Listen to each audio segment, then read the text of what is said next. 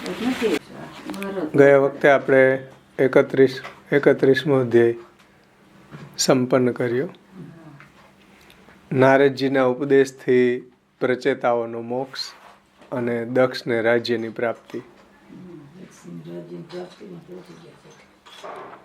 એમાં 31મા અધ્યાયમાં રાજ્યનું કામ દક્ષને સોંપી અને વનમાં ગયેલા પ્રચેતાઓને નારદજીએ કહેલા માર્ગથી મુક્તિ થયાની કથા આવી રહી છે. એમાં ભાગવતાર્થ પ્રકરણમાં આપણે જોયું હતું, શ્રી મહાપ્રભુજીએ બહુ સુંદર એનો ખુલાસો કર્યો કે પહેલાં પ્રચેતાઓને ભગવાનના આ જ્ઞાન ભગવાને આપ્યું. 31મા અધ્યાયની અંદર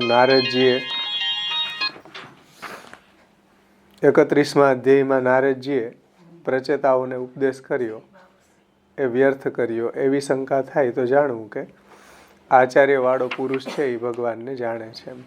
આચાર્યવાન પુરુષો વેદ, એવું શાસ્ત્રનું વચન સત્ય થાય એટલા માટે નારદજીએ પ્રચેતાઓને ઉપદેશ કર્યો છે. જોકે પ્રચેતાઓને શિવજીએ પણ ઉપદેશ કરેલો જ હતો, છતાંય ઉપદેશ ભગવાનને પ્રગટ કરવાનું સાધન થયો. એટલે શિવજીએ જે રુદ્રગીતનો ઉપદેશ આપ્યો એ ભગવાન એનાથી પ્રગટ થયા, ભગવાનનું દર્શન થયું. એટલે ભગવાનનું દર્શન થવાનું એ સાધન હતો, બીજા કાર્ય માટે નકામો થયો. અને સૃષ્ટિ કરવામાં એટલે કે વંશ ચલાવવામાં ઉપયોગી થાય એટલા માટે શિવજીએ તે ઉપદેશ એમને કરેલો હોવાથી મોક્ષ પ્રાપ્ત કરવા માટે ઉપયોગી ન હતો. કારણ કે પ્રચેતાઓ છે એના પિતા બરિષદની આજ્ઞાથી પ્રજા ઉત્પન્ન થાય એટલા માટે જે તપ કરવા ગયા, તો એ તપ કરવામાં ભગવાનનું દર્શન એને થાય એટલા માટે રુદ્રગીતનો ઉપદેશ આપ્યો હતો. એટલે વંશ ચલાવવામાં ઉપયોગી થયો, પણ મોક્ષ પ્રાપ્ત કરવામાં ઉપયોગી ન થયો શિવજીનો ઉપદેશ. તો શિવે અને ભગવાને જે ઉપદેશ કરેલો તે અમે વિસરી ગયા છીએ એવું પ્રચેતાઓએ કીધું, સંસાર આસક્તિને કારણે. એટલે આપ અમને અધ્યાત્મ જ્ઞાનનો ઉપદેશ કરો એવી વિનંતી પ્રચેતાઓએ 6 થી 7 શ્લોકમાં કરી છે. ત્યારે નારદજીએ શિવે અને ભગવાને કરેલા ઉપદેશનું પાછું એને સ્મરણ કરાવવા આ ઉપદેશ એને કરેલો. એટલે ઉપદેશનું સ્મરણ કરવું, ઉપદેશનું સ્મરણ કરાવવું એ જ અહીંયા નારદજીએ જે ઉપદેશ આપ્યો એનું પ્રયોજન હતું. એમ શિવે અને ભગવાને કરેલો ઉપદેશને વિસરી જવાનું કારણ ભગવાનનું ભજન ન કરવું તે જ હતું. એટલે પ્રચેતાઓએ છે આ સંસારમાં એટલા બધા આસક્ત થઈ ગયા રાજકાજમાં કે ભગવાનનું ભજન ભૂલી ગયા. એમ તો ભગવાનનું ભજન ન કરવાને કારણે શિવજી અને ભગવાને કરેલો ઉપદેશ છે એ ભૂલાઈ ગયો. કારણ કે સંસારમાં ઘર કરી રહેતા તેમનાથી ભજન થઈ શકે નહીં. સંસારમાં ઘર કરી ગયો હોય તો ભગવાનનું ભજન ન થઈ શકે. યમુનાષ્ટકના શ્લોક ન થાય સંસારમાં.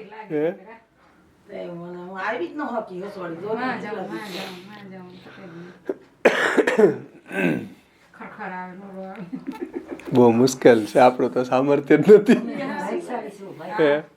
આપણું તો કઈ સામર્થ્ય નથી રહેવું એ બધા.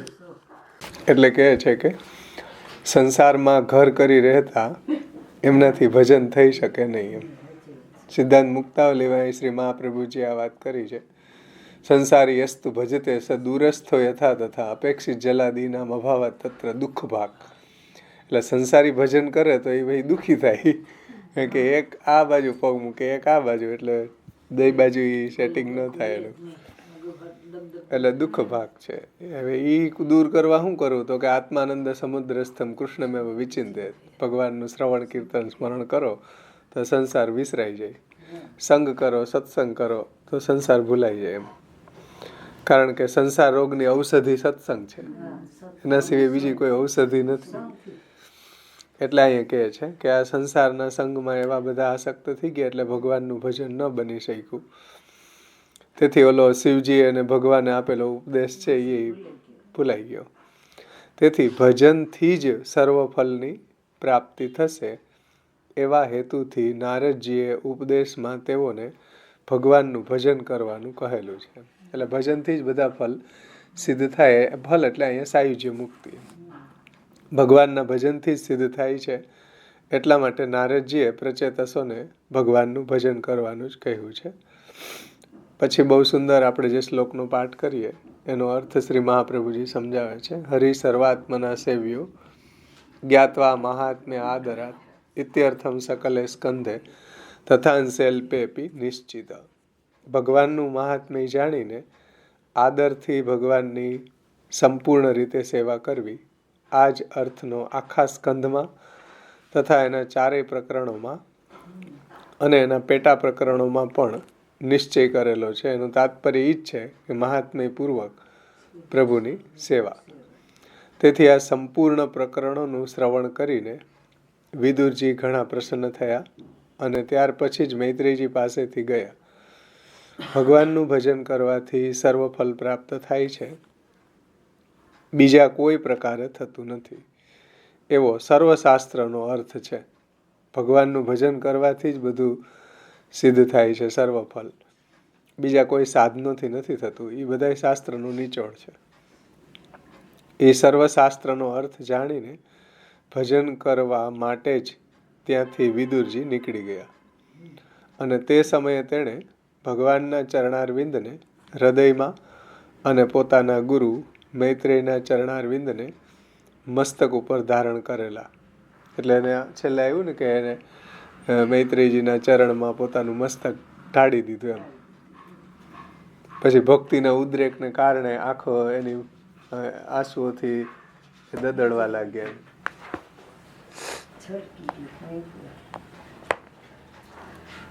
28મા શ્લોક કે મૈત્રેય મુનિએ કહેલી ભગવાનના ચરિત્રની પવિત્ર કથા સાંભળી વિદુરજી પ્રેમમગ્ન થઈ ગયા અને ભક્તિભાવ આખા શરીરમાં વ્યાપી જવા છતાં ન સમાવાથી છલકાઈ જઈને નેત્રો દ્વારા આંસુ રૂપે દદડવા લાગ્યો.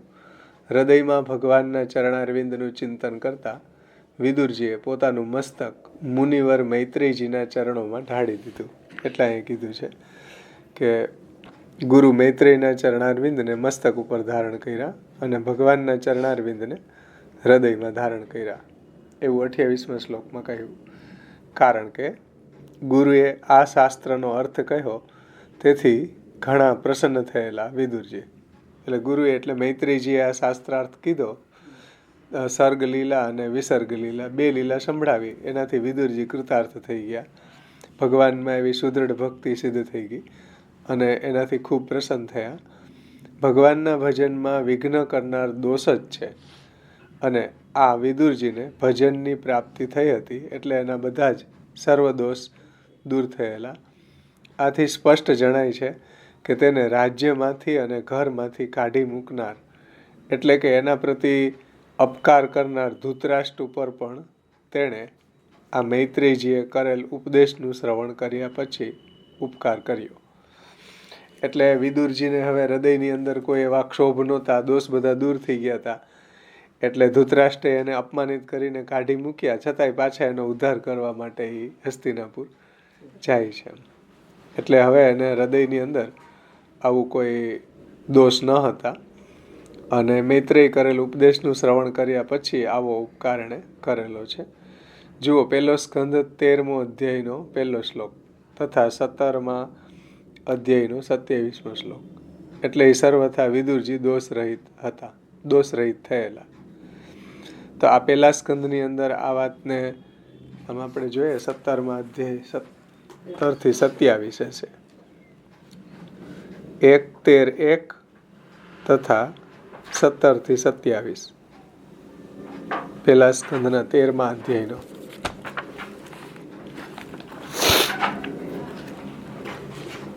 આગળ પહેલો સ્કંદ આમાં આપ્યો છે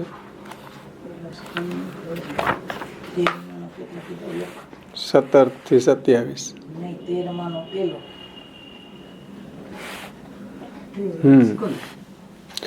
13માનો પહેલો.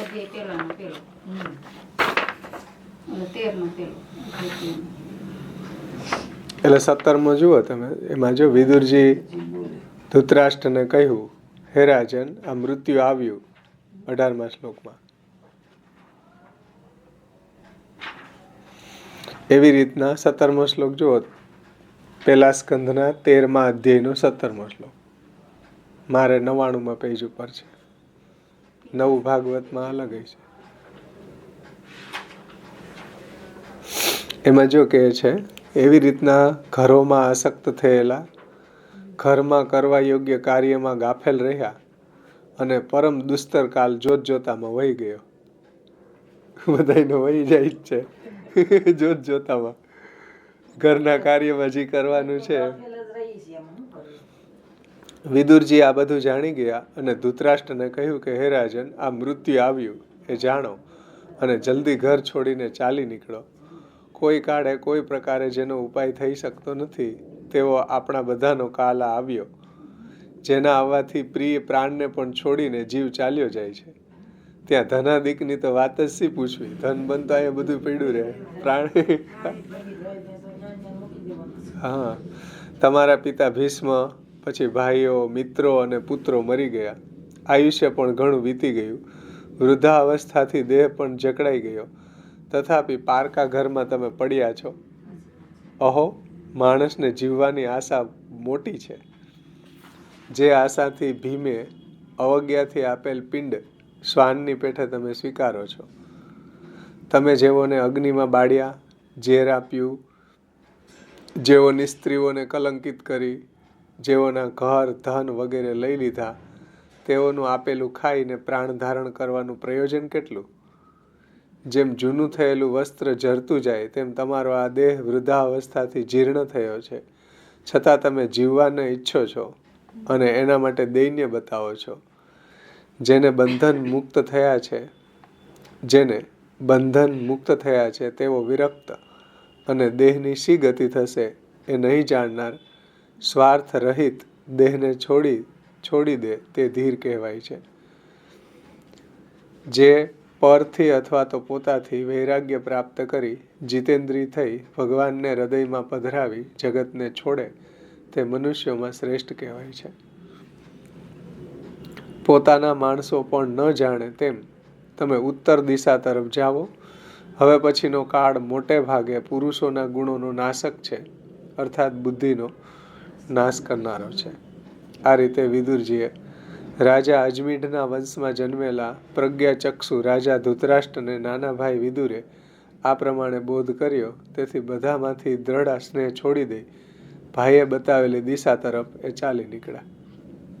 તો આ શું બતાવ્યું અહીંયા કે વિદુરજીને હવે દોષ નહોતો રહ્યો એના હૃદયમાં. એટલે આવું ભાગવતના 2 લીલાઓનું શ્રવણ કર્યું તો વિદુરજીના બધા દોષ દૂર થઈ ગયા. એટલે ધૃતરાષ્ટ્રે એની ઉપર અપકાર કર્યો તો એની ઉપર ઉપકાર કરવા માટે હસ્તિનાપુર ગયા અને એને ઘરમાંથી આસક્તિ છોડાવી અને મોક્ષના માર્ગે એને મોકલી દીધા ઉત્તર દિશા તરફ, હિમાલયમાં. અહીંથી એ વાત બતાવી છે કે વિદુરજીમાં સર્વ દોષ એના દૂર થઈ ગયા હતા અને ભગવદ રસમાં એને એટલો આવેશ ભગવાનના ચરણ કમળને એને હૃદયની અંદર પધરાવ્યા હતા અને એની ભક્તિ પણ એવી સુદૃઢ થઈ ગઈ હતી 2 સ્કંધનું શ્રવણ કરવાથી, સર્ગ અને વિસર્ગ.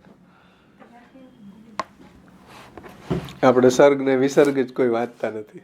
અહીં સર્ગ ને વિસર્ગ 2 લીલા પહેલા સંભળાવી સુખદેવજીએ પરીક્ષિતને અને એનાથી જ વિદુરજીની ભક્તિ દ્રઢ થઈ ગઈ.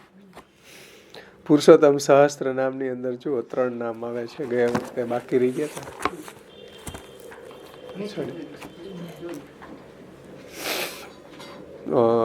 298મું નામ છે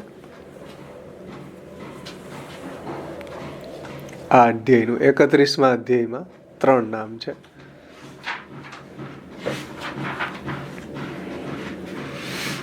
સ્મૃતિ હેતુ બ્રહ્મ ભાવ સાયુજ્યાદિ પ્રદ શુભ. સાયુજ્યાદિ પ્રદ. સ્મૃતિ હેતુ બ્રહ્મ ભાવ સાયુજ્યાદિ પ્રદ. એનો અર્થ શ્રી રઘુનાથજી સમજાવે છે કે સ્મૃતિ વડે થયેલા બ્રહ્મભાવથી સાયુજ્યાદિ મુક્તિ એટલે કે ગતિને અર્પણ કરનારા ભગવાન છે. તો સ્મૃતિ એટલે સ્મરણ. જે એનું જ્ઞાન ભૂલાઈ ગયું હતું ને સંસારમાં આસક્તિને કારણે પ્રચેતાઓનું, એને ફરી પાછું નારદજી એને સ્મરણ કરાવ્યું અને સાયુજ્ય મુક્તિ આપી. શ્રી રઘુનાથજી ટીકામાં આજ્ઞા કરે છે કે સ્મૃતિ એટલે ભગવાનનું સ્મરણ થવું તે. એ જ અહીંયા સ્મૃતિરૂપ હેતુ છે. તો સ્મૃતિ એટલે ભગવાનનું સ્મરણ થવું તે સ્મૃતિરૂપ હેતુ વડે અંતરમાં પ્રગટ થયેલા બ્રહ્મભાવ. બ્રહ્મભાવ એટલે સર્વ સ્થળે પરમાત્મા બુદ્ધિ થઈ ભગવત સ્વરૂપનું જ્ઞાન થવું તે બ્રહ્મભાવ. એનાથી સાયુજ્ય, સામીપ્ય, સાલોક્ય, સારૂપ્ય વગેરે ચતુર્વિધ મુક્તિ એટલે કે ગતિને આપનારા શ્રી કૃષ્ણ જ છે. તો આવી ભગવત જ્ઞાનનું સ્મરણ કરાવીને મુક્તિ આપવાવાળા ભગવાન છે. સાયુજ્ય એટલે ભગવાનની સાથે રહેવું, સામીપ્ય એટલે ભગવાનની સમીપ રહેવું, સાલોક્ય એટલે ભગવાનના લોકમાં નિવાસ સ્થાન, અને સારૂપ્ય એટલે ભગવાનને જેવું રૂપ, એને સારૂપ્ય મુક્તિ કહેવાય. જેમ ભગવાનના પાર્ષદો છે તો એ બધા સારૂપ્ય મુક્તિ પામેલા છે. ભગવાનના જેવા ચતુર્વિધ હોય, આ ભગવાનના જેવા જે 4 ભુજાવાળા, શ્યામ વર્ણવાળા, બાજુબંધ, કિરીટ, કુંડલ ધારણ કરેલા, એ સારૂપ્ય મુક્તિ છે. તો એવી મુક્તિ ભગવાન જ આપે છે. અહીંયા નારદજી દ્વારા પ્રચેતાઓને સ્મરણ કરાવીને ભગવત સ્વરૂપનું આગળ જે જ્ઞાન આપ્યું હતું એ વિસરી ગયા હતા, એ ફરી પાછું નારદજીએ સ્મરણ કરાવી અને મુક્તિ પ્રદાન કરી છે. તો એ ભગવાને જ કરી છે. શ્રી કૃષ્ણએ જ આ રીતે એને મુક્તિ પ્રદાન કરી છે. એવી મુક્તિ આપનારા આપ હોવાથી જ જેમને સર્વજનો મુકુંદ એમ કહીને સ્તુતિ કરે છે. એટલે જ બધા લોકો પુરાણોમાં પણ ભગવાનનું નામ મુકુંદ છે. તો મુકુંદ એટલે મોક્ષમ દદાતી ઇતિ મુકુંદમ, જે મોક્ષને આપે એનું નામ મુકુંદ.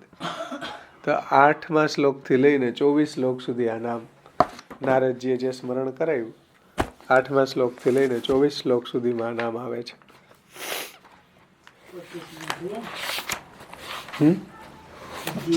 31મો છેલ્લો અધ્યાય,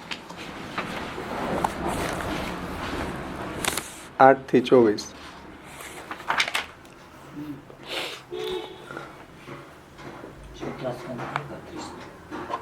એમાં 8મા શ્લોકમાં કીધું કે ભગવાનમય નારદજીનું મન સર્વદા ભગવાન શ્રી કૃષ્ણમાં જ લાગેલું હોય છે.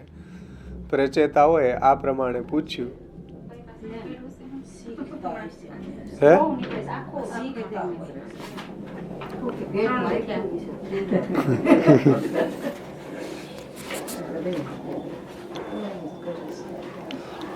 એટલે પ્રચેતાઓએ આ પ્રમાણે જ્યારે પૂછ્યું ત્યારે એમને નારદજી કહેવા લાગ્યા. તો પછી આખો ઉપદેશ આ જ આપ્યો. જો ફરી પાછું સ્મરણ કરાયું. કયું?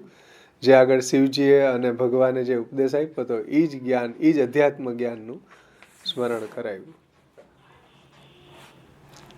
એને એટલે 7મા શ્લોકમાં પ્રચેતાઓએ વિનંતી કરી અને 6ઠા શ્લોકમાં અમે આ જ્ઞાન ભૂલી ગયા છીએ એવું એણે કીધું. જો પૂજ્ય સદાશિવે તથા વિષ્ણુએ અમને જે જ્ઞાન આપેલું તે ગૃહસ્થીમાં આસક્ત રહેવાથી અમે પ્રાય ભૂલી ગયા છીએ. ગૃહસ્થાશ્રમમાં આસક્ત રહ્યા, બધા કામ કરવામાં એટલા બીજી રહ્યા, ભૂલી ગયા. તેથી આપ અમારા હૃદયમાં તે પરમાર્થ તત્વનો સાક્ષાત્કાર કરાવનારા અધ્યાત્મ જ્ઞાનને ફરી પ્રકાશિત કરી દેવાની કૃપા કરો, જેથી અમે દુસ્તર ભવસાગરને અનાયાસથી જ તરી જઈએ. પછી મૈત્રેયજીએ કહ્યું, અને ભગવાનમય નારદજીનું મન સર્વદા ભગવાન શ્રી કૃષ્ણમાં જ લાગેલું હોય. એટલે પ્રચેતાઓએ આ પ્રમાણે પૂછ્યું ત્યારે પ્રચેતાઓને ફરી પાછો આ ઉપદેશ આપ્યો છે કે આ લોકમાં મનુષ્યના તે જ જન્મ, તે જ કર્મ, તે જ આયુષ્ય, તે જ મન અને તે જ વાણી સફળ છે કે જેના દ્વારા સર્વાત્મા સર્વેશ્વર શ્રી હરિનું સેવન કરવામાં આવે. એ જ આયુષ્ય, એ જ જન્મ, એ જ કર્મ, એ બધું સફળ ક્યારે છે? જ્યારે ભગવાનનું ભજન કરવામાં આવે છે. પછી 14મા શ્લોકમાં બહુ સુંદર વાત કરી કે જેમ ઝાડના મૂળને પાણી પાવાથી એના થડ, શાખા, ઉપશાખા, ફૂલ, પાંદડા વગેરે તૃપ્ત થઈ જાય છે, અને જેમ પ્રાણને ભોજન આપવાથી સઘળી ઇન્દ્રિયો તૃપ્ત થઈ જાય છે, એમ ભગવાનનું પૂજન એ જ બધાનું પૂજન છે. સર્વનું મૂળ ભગવાન જ છે. જેમ વર્ષા ઋતુમાં પાછું સૂર્યના તાપથી ઉત્પન્ન થાય છે અને ગ્રીષ્મ ઋતુમાં પાછું સૂર્યના કિરણોમાં જ પ્રવેશ કરી જાય છે, જેમ સ્થાવર અને જંગમ પદાર્થો પૃથ્વીમાંથી પેદા થાય છે અને પાછા પૃથ્વીમાં જ લય પામે છે, એવી જ રીતના ચેતન અચેતનાત્મક આ જગત ભગવાનમાંથી ઉત્પન્ન થયું છે અને ભગવાનમાં જ પાછું લય પામે છે. તો આ રીતે બધો અધ્યાત્મ જ્ઞાનનો ઉપદેશ આપ્યો. એનાથી પ્રચેતાઓ છે એ ફરી પાછા એને એ જ્ઞાનની સ્મરણ થયું અને એને મુક્તિ પ્રાપ્ત થઈ. તો આ જે નામ છે સ્મૃતિ હેતુ બ્રહ્મભાવ સાયુજ્યાદિ પ્રદ, 8મા શ્લોકથી લઈને 24 શ્લોક સુધીમાં એ સમજાયું છે.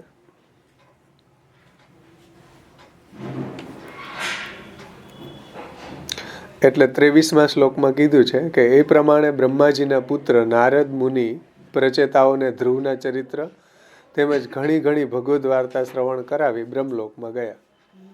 નારદજીના મુખથી સંપૂર્ણ જગતના પાપરૂપી મલને દૂર કરનારી ભગવાનની કીર્તિ સાંભળી પ્રચેતાઓ પણ ભગવાનના ચરણનું ધ્યાન કરતા ભગવત ધામને પામી ગયા. એટલે આ સાયુજ્યાદિ પ્રદ, સ્મૃતિ હેતુ બ્રહ્મભાવ સાયુજ્યાદિ પ્રદ. તો સ્મૃતિ વડે થયેલા બ્રહ્મભાવથી સાયુજ્યાદિ મુક્તિને આપવાવાળા ભગવાન જ છે નારદજી દ્વારા. ત્યાર પછીનું નામ છે શુભ, 299મું નામ શુભ. તો શુભ એટલે કલ્યાણ રૂપ, અને બીજો અર્થ કર્યો છે રઘુનાથજીએ મંગલ રૂપ. શુભ એટલે કલ્યાણ રૂપ અને મંગલ રૂપ, બે અર્થ કર્યા છે. એની ટીકામાં રઘુનાથજી આજ્ઞા કરે છે કે સર્વનું કલ્યાણ કરનારા પોતે પ્રભુ જ છે, તેથી પ્રભુને કલ્યાણ રૂપ કહ્યા છે. બધાનું પ્રભુ કલ્યાણ જ કરે છે, એટલે પ્રભુનું એક નામ છે કલ્યાણ. શુભ એટલે આપ કલ્યાણ રૂપ છે. તેમ પ્રભુ મંગલ રૂપ પણ છે. મંગલ રૂપ પણ આપ છે. શ્રીમદ ભગવદ્ ગીતાજીમાં આજ્ઞા કહી છે કે મંગલાનામ ચ મંગલમ, પરમાત્મા સર્વ મંગલ વસ્તુઓમાં પણ મંગલ સ્વરૂપ છે. અર્થાત સર્વોત્તમ મંગલ વસ્તુ કેવળ પ્રભુ જ છે, માટે એ શુભ છે. તો સર્વથી શ્રેષ્ઠ મંગલ કોણ છે? તો કે પ્રભુ જ છે. મંગલમ મંગલમ વ્રજભૂમિ મંગલમ, આપણે મંગલ આરતી બોલીએ રોજ, એમાં આવે ને સર્વ કાંઈ ભગવાન અને ભગવાનનું લીલા પરિકર, ભગવાનની લીલા સ્થલી, વ્રજભૂમિ બધું મંગલ છે. એટલે કલ્યાણકારી છે, મંગલ રૂપ છે, કલ્યાણ રૂપ છે. એ 28 થી 30 શ્લોકમાં નામ આવ્યું છે.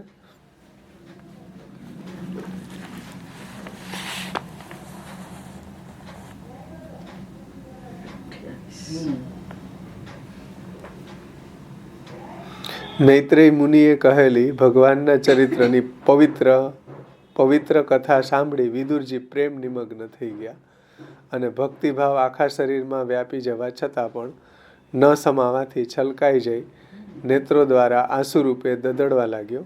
હૃદયમાં ભગવાનના ચરણારવિંદનું ચિંતન કરતા વિદુરજીએ પોતાનું મસ્તક મુનિવર મૈત્રેયજીના ચરણોમાં ઢાળી દીધું. તો જો પ્રભુ કેવા કલ્યાણ રૂપ છે ને, વિદુરજીએ પ્રભુનું આ ચરિત્ર સાંભળ્યા તો એને મંગલ રૂપ થઈ ગયું, એને કલ્યાણ થયું. પછી વિદુરજીએ કહ્યું કે હે મહાયોગીન, કરુણા કરીને આજે આપે મને અજ્ઞાન અંધકારને સામે પાર ઉતારી દીધો છે, કે જ્યાં નિસાધન ભક્તો જ જેને પામી શકે એવા શ્રી હરિ બિરાજી રહ્યા છે. તો આજે તમે મને પ્રભુ સુધી આ અજ્ઞાનને અંધકારને પહેલે પાર પહોંચાડી દીધો. એ શું છે? કલ્યાણ. કારણ કે ભગવાન શુભ છે, કલ્યાણ રૂપ છે, મંગલ રૂપ છે. તો મૈત્રેયજીના સંગથી વિદુરજીને આવી રીતના અંધકારને પહેલે પાર ભગવાનની ભક્તિ, ભગવાન સુધી શ્રી હરિ જ્યાં બિરાજી રહ્યા છે ત્યાં સુધી એને પહોંચાડી દીધા છે, ત્યાં સુધી એ પહોંચી ગયા. આ રીતે આ નામ 28 થી 30માં આવે છે. એ પ્રમાણે વિદુરજીને અંતઃકરણમાં શાંતિ વળી. પછી એમણે મૈત્રેય મુનિને પ્રણામ કર્યા અને એમની આજ્ઞા લઈ પોતાના સંબંધીઓને મળવા હસ્તિનાપુર ગયા. જે હમણાં આપણે જોયું ને, હસ્તિનાપુર ભાઈ ધૃતરાષ્ટ્રને ત્યાંથી વૈરાગ્ય લઈ આવો છે. પછી છેલ્લું નામ છે 300મું વિજયી. વિજયી એટલે વિજયવાન ભગવાન છે. બધી જગ્યાએ ભગવાનનો જ વિજય થાય છે. વિજયનો અર્થ કરે છે રઘુનાથજી વિજયવાન. એની ટીકામાં શ્રી રઘુનાથજી આજ્ઞા કરે છે કે સર્વ પ્રકારે વિશેષ કરી જય પ્રાપ્ત કરવાના સ્વભાવવાળા આપ શ્રી કૃષ્ણ જ છે. સર્વ પ્રકારે વિશેષ કરીને જય પ્રાપ્ત કરવાના સ્વભાવવાળા આપ શ્રી કૃષ્ણ જ છે. શ્રીમદ ભગવદ્ ગીતાજીમાં સંજય કહે છે, યત્ર યોગેશ્વર કૃષ્ણો યત્ર પાર્થ ધનુર્ધર તત્ર શ્રીર વિજયી ભૂતિ ધ્રુવા નીતિર્મતિર્મમ. એટલે જ્યાં યોગેશ્વર શ્રી કૃષ્ણ છે, જ્યાં યોગેશ્વર શ્રી કૃષ્ણ પરમાત્મા તથા જ્યાં ધનુર્ધારી ધનંજય અર્જુન છે, ત્યાં જ લક્ષ્મી છે, ત્યાં જ વિજય છે અને ત્યાં જ ઉન્નતિ હોય છે. એમ મારી બુદ્ધિનો નિશ્ચય જ છે, સંજય કહે છે.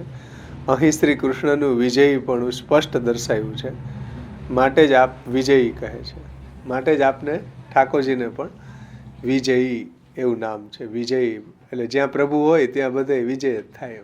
ઠાકોરજી જેના ભેગા હોય એનો વિજય જ થાય બધી જગ્યાએ. તો વિજયી પ્રભુ છે, કારણ કે અર્જુન ભેગા હતા તો અર્જુન જ વિજય થયો. યત્ર યોગેશ્વર કૃષ્ણ યત્ર પાર્થ ધનુર્ધર તત્ર શ્રીર વિજયોર ભૂતિ ધ્રુવા નીતિર્મતિર્મમ. ત્યાં જ લક્ષ્મી વિજય ઉન્નતિ બધું પ્રભુ હોય ત્યાં જ હોય. એમ તો પ્રભુ જેના પક્ષમાં હોય ત્યાં વિજય થાય છે. એટલે છેલ્લું જેના શ્લોક છે 31મો, એમાં એ બતાવ્યું છે કે આ ભગવાનમાં જ મન રાખનારા રાજાઓનું ચરિત્ર જે માણસ સાંભળે તેને આયુષ્ય, ધન અને કલ્યાણ મળે અને સારી રીતે ઐશ્વર્યની પ્રાપ્તિ થાય. તો એ વિજયીની વાત છે કે એને આ રીતે એનું ફલ બતાવ્યું છે કે જ્યાં આ ચરિત્રોનું ભગવાનમાં જ મન રાખનારા રાજાઓનું ચરિત્ર, આ બધા આપણે જે અહીંયા પુરુષાતન પ્રાપ્ત કરેલા બધા ધ્રુવ ને પ્રચેતાઓ ને એ બધાનું ચરિત્ર સાંભળીએ તો એ ચરિત્ર સાંભળવાથી પણ ભગવાનમાં એવી ભક્તિ થાય છે, કલ્યાણ થાય છે. એટલે ભગવાનનો જ બધી જગ્યાએ વિજય થાય છે. અને ભગવાનનો આવા જે ભક્તો છે એનું ચરિત્ર સાંભળવાથી પણ એનું કલ્યાણ થાય છે. એટલે અહીંયા કહી રહ્યા છે કે જે માણસ સાંભળે એનું આયુષ્ય, ધન, કલ્યાણ એને પ્રાપ્ત થાય છે અને ઐશ્વર્યની પ્રાપ્તિ થાય છે. એ રીતે પણ લઈ શકીએ. અને આખા સ્કંધની એંગલથી પણ આ નામને આપણે જોઈ શકીએ કે આ આખા સ્કંધમાં ઇત્યર્થમ સકલે સ્કંધે તથાંશેલ્પેપી નિશ્ચિત હરિસર્વાત્મના સેવ્ય જ્ઞાત્વા મહાત્મ્ય આદરાત. તો આ રીતે પ્રભુનો બધી જગ્યાએ વિજય જ છે કે પ્રભુનું મહાત્મ્ય જાણીને શ્રી હરિની સર્વાત્માના સેવા કરવી જોઈએ. એ આખા સ્કંધનો અર્થ એ છે અને એના પેટા પ્રકરણનો અર્થ એ છે અને એના અવાંતર પ્રકરણનો પણ અર્થ એ જ છે.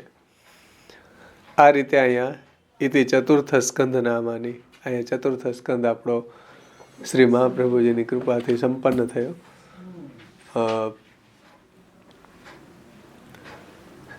સુબોધનીજી ન હોવાને કારણે ઘણું બધું આપણને ઉણપ લાગે કે સુબોધનીજી હોત તો કેટલું ડિટેલ્સ મહાપ્રભુજી આમાં સમજાવત એમ. પણ એ ઉણપ થોડીક એની ભાગવતાર્થ પ્રકરણ આપણે વાંચીએ તો આપણને એમ લાગે કે શ્રી મહાપ્રભુજીએ એટલો પરિશ્રમ કરીને ભાગવતાર્થ લખ્યું તો એ આપણને આશ્વાસન મળે થોડુંક કે ઘણું બધું રહસ્ય એણે શ્રી મહાપ્રભુજીએ ભાગવતાર્થ નિબંધમાં આપણને સમજાવી દીધું. તો ભાગવતાર્થ નિબંધની અંદર આપણે થોડું આખા સ્કંધનું જે સમરી છે એને આપણે કરી જાય ખાલી પ્રકરણાર્થ, પછી આપણો આગળનો સ્કંધ શરૂ કરશું. તો ભાગવતાર્થ પ્રકરણમાં શ્રી મહાપ્રભુજીએ આખા સ્કંધનું રહસ્ય સમજાવ્યું છે, બધા પ્રકરણોનું. અધ્યાયાર્થ નહીં લઈએ પણ પ્રકરણાર્થ આપણે ટૂંકમાં જોઈ જાય તો આપણને ફરી પાછું આખા સ્કંધનું એક સિંહાવલોકન થઈ જાય.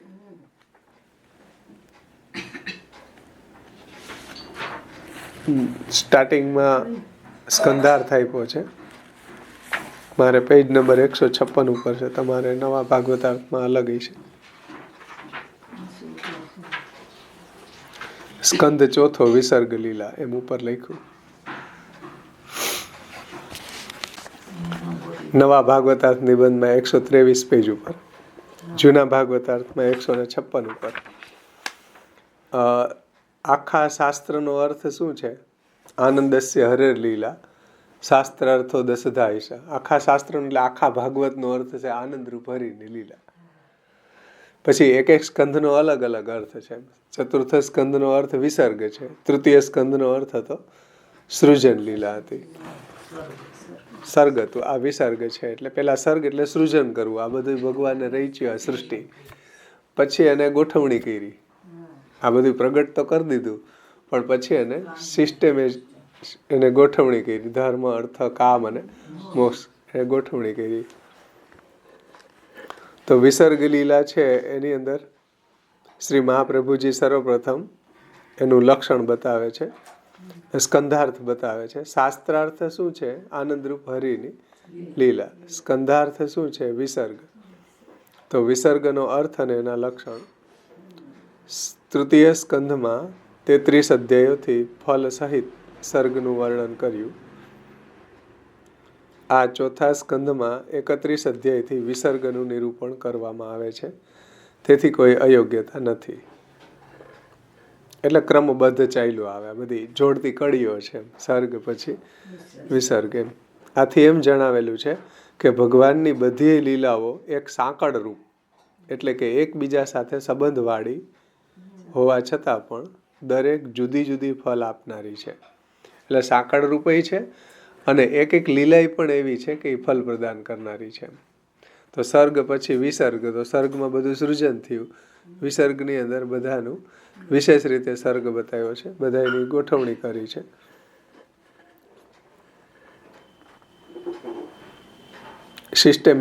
સિસ્ટેમેટાઇઝ કરવું.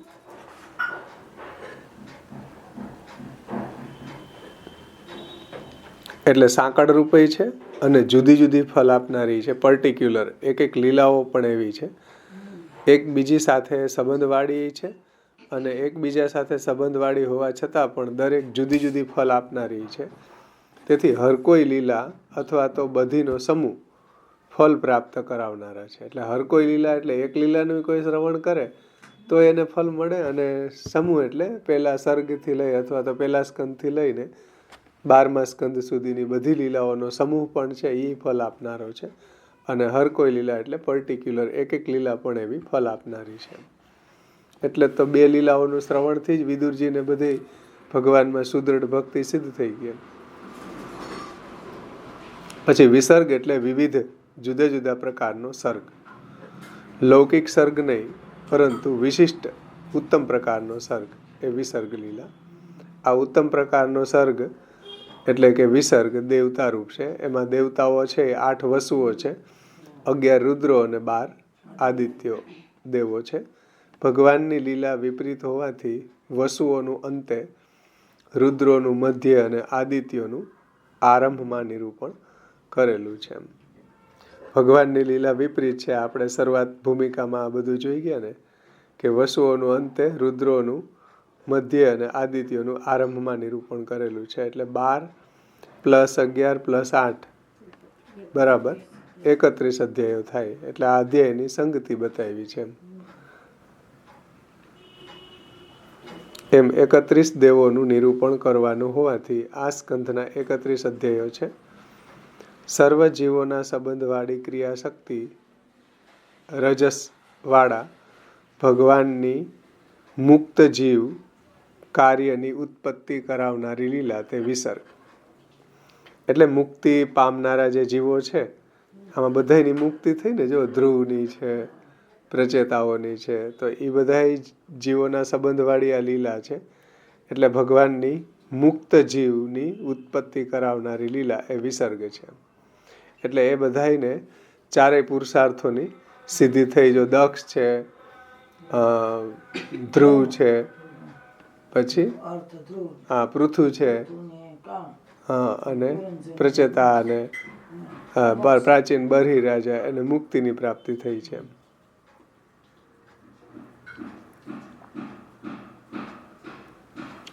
વિસર્ગ લીલા સર્વ જીવોના સંબંધવાળી ક્રિયાશક્તિવાળા ભગવાનની લીલા હોવાથી વિસર્ગ લીલા સર્વ જીવોના સંબંધવાળી ક્રિયાશક્તિવાળા ભગવાનની લીલા હોવાથી આ લીલામાં ઉત્પન્ન થનારા જીવો સર્વશક્તિવાળા થવાના એ આ સૃષ્ટિનું ઉત્તમપણું છે. એટલે આ વિસર્ગ લીલામાં જે બધા વિસર્ગ લીલા છે એની અંદર જે જીવોનું વર્ણન કરવાનું છે એ બધા સર્વશક્તિવાળા પુરુષાતનવાળા છે કે એનું આપણે શ્રવણ કરીએ તો એનું કલ્યાણ થાય છે. એટલે આ સૃષ્ટિનું ઉત્તમપણું બતાવ્યું છે. આમાં જેનું વર્ણન કરવાનું છે એનું આ લીલામાં ઉત્પન્ન થયેલા સર્વ જીવો સામર્થ્ય પ્રગટ કરીને, સામર્થ્ય એટલે ધર્મ, અર્થ, કામ અને મોક્ષ, એનાથી પછી એને છેલ્લે મુક્તિ થશે. તેથી વિસર્ગ અલૌકિક છે, એટલે અલૌકિક વિસર્ગ નથી, કારણ કે આનું સાંભળે તોય એને મુક્તિ પ્રાપ્ત થાય છે, એટલે અલૌકિક છે. આ વિસર્ગ જ આ સ્કંધનો અર્થ છે. એટલે વિસર્ગ લીલા એ આ સ્કંધનો અર્થ છે કે સાંભળવાથી પણ મુક્તિ થાય છે.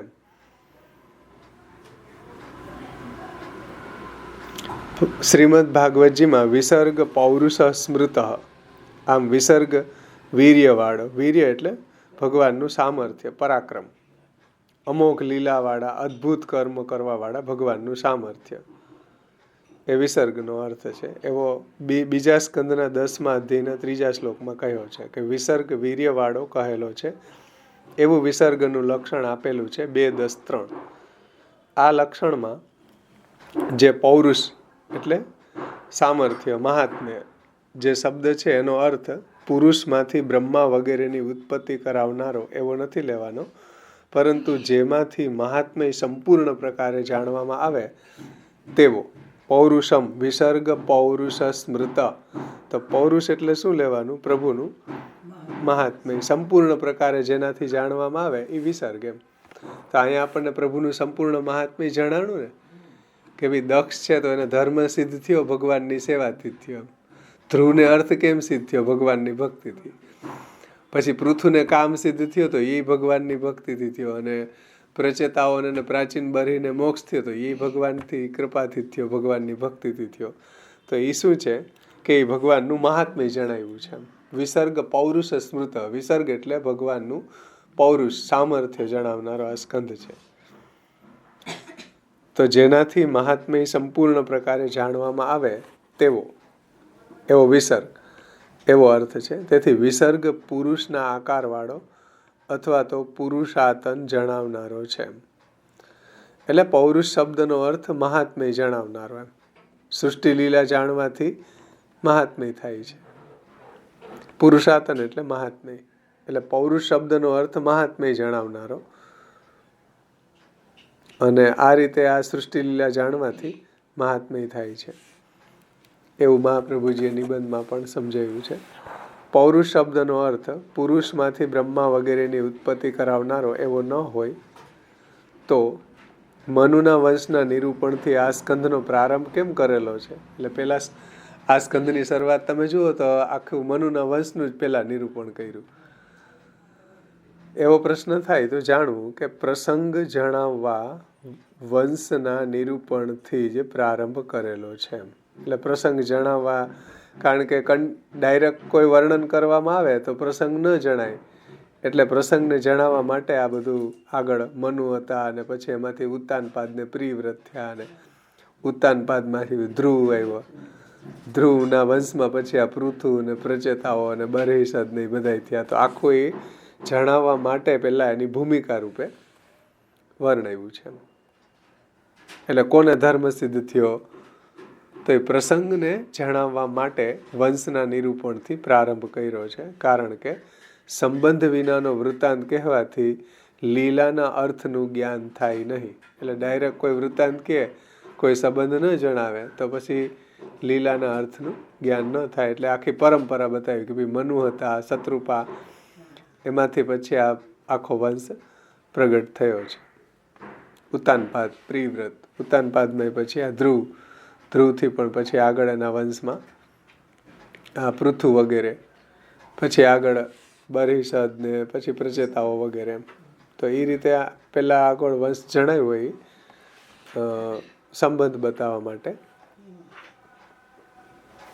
અને એ સંબંધ વિનાનું જો વૃત્તાંત કહેવામાં આવે તો લીલાના અર્થનું જ્ઞાન થાય નહીં. તેથી સંબંધ દર્શાવવા પ્રસંગ કહેવો જોઈએ.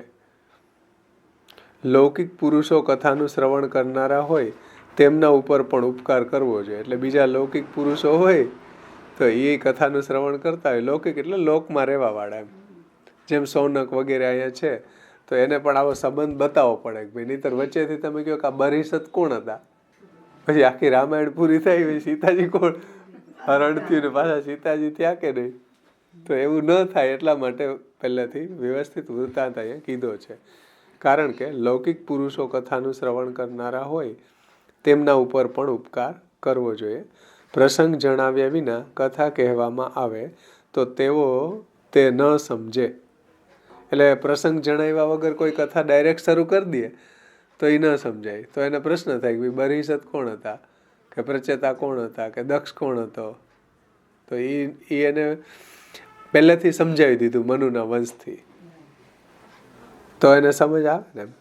પ્રસંગ જણાવ્યા વિના કથા કહેવામાં આવે તો તેને ન સમજાય. તેથી પ્રસંગ કહેવો જોઈએ.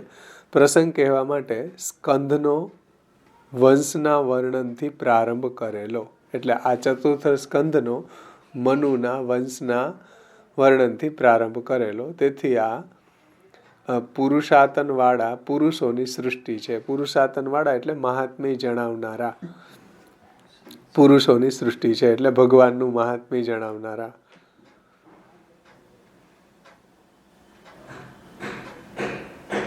અને ભગવાનનું મહાત્મ્ય કે ભગવાનની જે સિસ્ટમ હતી, ભગવાને ગોઠવેલી સિસ્ટમ છે એ પ્રમાણે ચાલ્યા, તેથી એને પુરુષાર્થ સિદ્ધ થયા. દક્ષને કેમ ધર્મ પુરુષાર્થ સિદ્ધ થયો? કે ભગવાનની એને સિસ્ટમ પ્રમાણે કર્યો. પેલા જે દેવના દક્ષ છે જે ધર્મના અધિષ્ઠાતા હતા, એનો જેને તિરસ્કાર કર્યો તો ધર્મ ધ્વંસ થઈ ગયો, કે ધર્મ સિદ્ધ ન થયો, એ સિસ્ટમ ખોરવાઈ ગઈ.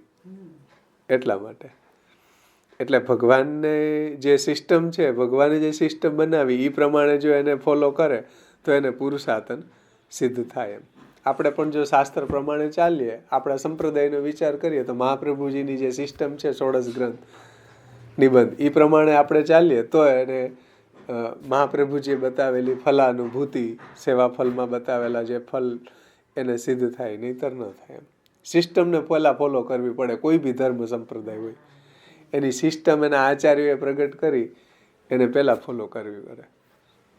પ્રોસેસમાં હજી ભલે કાંઈક આડાવડું થાય થોડું ઘણું તો એ ટેકલ થઈ જાય એમ, પણ સિસ્ટમ જે બતાવી એમાં કાંઈ આડાવડું ન થાય.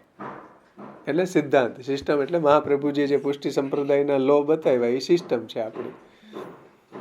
પ્રોસેસમાં તમે કાંઈ સેવામાં કાંઈ કદાચ ન સાધન બની શક્યું કે કાંઈ આપણાથી સિદ્ધ ન થયું, કે માનો કે સેવા ન કરી શકે, તો કથાથી નહીં ભગવત પ્રાપ્તિ તો થઈ શકે. કોઈ કારણોસર એના જીવનમાં એવો અવસર ન પ્રાપ્ત થયો, પણ એ સિસ્ટમને ફોલો કરતો હોય છે તો એને કંઈ વાંધો નહીં આવે. હવે સિસ્ટમને ફોલો ન કરે ને આવી રીતના પ્રોસેસ એવી વધારી દે, દેખાવ કરે દુનિયાના, તો એનો કાંઈ મિનિંગ નથી, એને કાંઈ ફલ ન મળે. બધું પરંપરાથી ચાલે. ક્યાં હવેલી દર્શન કરતા જાતા તમારા બાપા, તો હાલો અમે જઈએ. એ બધી પ્રોસેસ કહેવાય. સિસ્ટમની તો એને કાંઈ ખબર જ નથી કે આ સિસ્ટમ મહાપ્રભુજીની છે કે નહીં. એટલે ઓલું ચિંપાજીનું એમ એક્ઝામ્પલ આપ્યું હતું ને,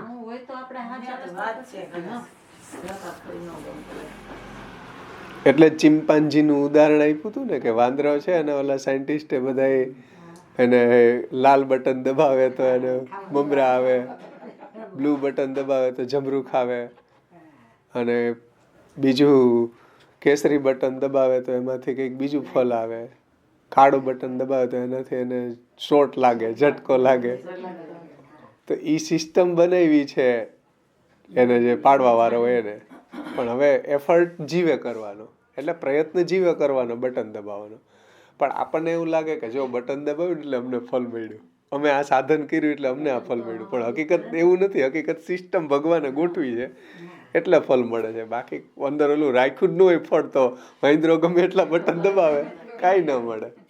પણ માણસને અહંકાર થઈ જાય કે મેં સાધન કર્યું ને એટલે આ ફળ મળ્યું. હકીકત એવી નથી.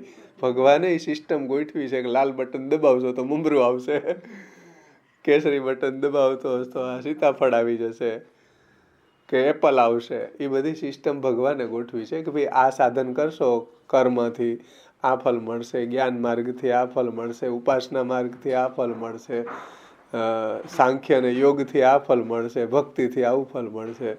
એ બધી સિસ્ટમ ભગવાને ગોઠવેલી છે. એને જો આપણે પાલન કરીએ તો આપણને ભગવાને જે એમાં ફળનો પ્રકાર સમજાવ્યો છે, જે માર્ગની અંદર જે ફળ પ્રાપ્ત થાય એ તો જ થઈ શકે. સિસ્ટમને પહેલાં ફોલો કરવું પડે. ભણવામાં એવું જ છે ને, તમે સાયન્સ રાખ્યું હોય તો સાયન્સની સિસ્ટમને ફોલો કરવી પડે. કોમર્સ હોય, આર્ટ્સ હોય, જેના તમે સ્ટુડન્ટ્સ હો તો એનો કોર્સ એ બધી તમારે ફોલો કરો તો જ તમે એમાં આગળ જઈ શકો એમ. તો બધી જગ્યાએ સિસ્ટમ છે. એવું નથી કે અહીંયા શાસ્ત્રમાં કે ભક્તિ માર્ગમાં જ છે. બધી જગ્યાએ એ જ વાત છે. તમારે બેંકમાંથી પૈસા ઉપાડવો હોય, ભલે તમારા જ પૈસા હોય, તમને એ ન આપે. તમારે સિસ્ટમને ફોલો કરવી પડે, ફોર્મ ભરવું પડે, સાઇન કરવી પડે, ત્યાં લાઈનમાં ઊભું રહેવું પડે. તઈ તમારો વારો આવે તઈ તમને તમારા પૈસા તો મળે, તમારા હોય તોય. ત્યાં જઈને તમે મેનેજરને એમ કહો કે મારા કરોડ રૂપિયામાં છે લાઈ કાટલો પકડો તો ન દે. સિસ્ટમને ફોલો તમારા પૈસા ઉપાડો હોય તોય કરવી પડે. હા, એમાં તમારી જો જીરી કંઈક સાઈનમાં હોય તો પાછી આપે.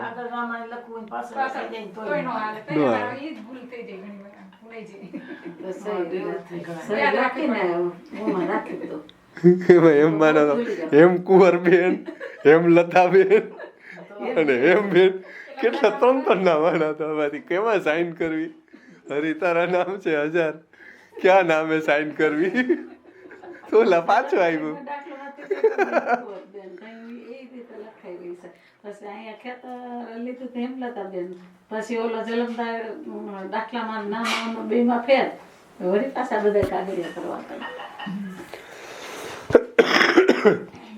એટલે બધી જગ્યાએ તમે જુઓ સિસ્ટમને ફોલો કરવી જ પડે, એના વગર ચાલે નહીં. તો સિસ્ટમ જે ભગવાને બનાવી છે એને આપને પાલન કરી છે અને એટલા માટે જ એના પુરુષાર્થોની સિદ્ધિ થઈ છે. ધર્મ, અર્થ, કામ અને મોક્ષ તો એ સિસ્ટમથી જ મળ્યું છે. ભગવાને ગોઠવેલી સિસ્ટમ પ્રમાણે જ બધાએ કાર્ય કર્યું. ધર્મને સિદ્ધ કરવા દક્ષએ, અર્થને સિદ્ધ કરવા ધ્રુવે, કામને પૃથુને અને મોક્ષ બરિષદને પ્રચેતાઓને સિદ્ધ થયો.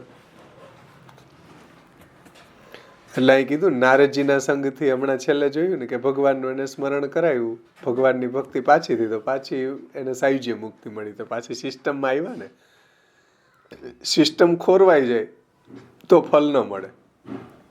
આપણા પુષ્ટિ સંપ્રદાયમાં ઈ જ થયું ને, સિસ્ટમ ખોરવાઈ ગઈ બધી. પ્રોસેસના આડંબર વધી ગયા, રાગ, ભોગ, શ્રૃંગાર ને મનોરથ ને 50 ડબ્બાના ઓયલા, પણ સિસ્ટમ ઝીરો. સિસ્ટમને કોઈ ફોલો ન કરે. કોઈને પૂછો પુષ્ટિ સંપ્રદાય શું છે, મહાપ્રભુજી સિદ્ધાંત મુક્તાવલીમાં શું કીધું ખબર જ ન હોય. હમણાં અમારે ત્યાં પાછળ રાસ પંચાધ્યાય ઉપર શિબિર છે 7 દિવસ. ખબર જ ન પડે. પ્રોસેસના એટલા બધા હોબાળા મચાઈ દે. સિસ્ટમ કોઈને ખબર? સિદ્ધાંત મુક્તાવલી કેમ કોઈ નથી રાખતું? ભક્તિ વર્ધની કેમ કોઈ નથી રાખતું?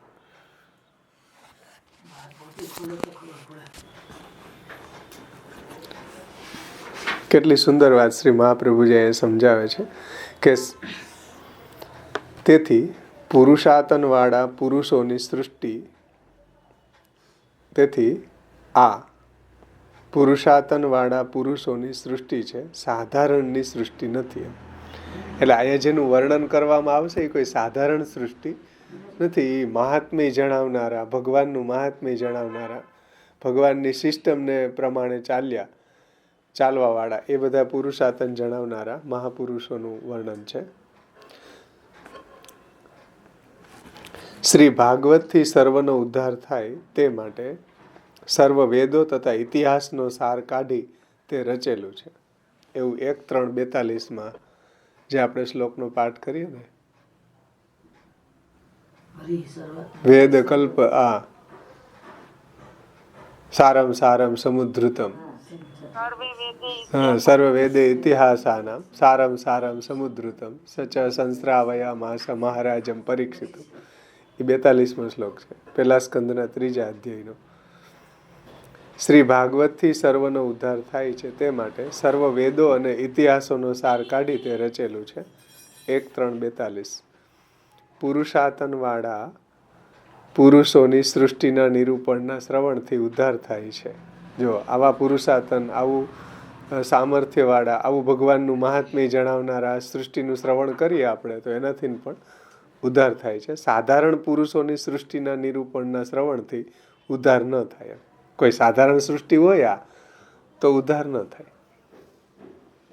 આવા પુરુષાતન જણાવનારા, ભગવાનની સિસ્ટમને ફોલો કરનારા એવા બધા મહાત્માઓ છે, એનું શ્રવણ કરવામાં આવે તો ઉદ્ધાર થાય.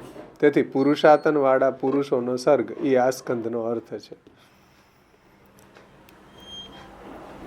પછી પ્રકરણનો વિભાગ સમજાવે છે હવે કે ભગવાનનું સામર્થ્ય અનંત પ્રકારનું છે, છતાં પણ સદબુદ્ધિથી ધર્મ, અર્થ, કામ અને મોક્ષ એ ચારેય પુરુષાર્થો પ્રાપ્ત કરવાના હોવાથી આ સ્કંદના 4 પ્રકરણો છે.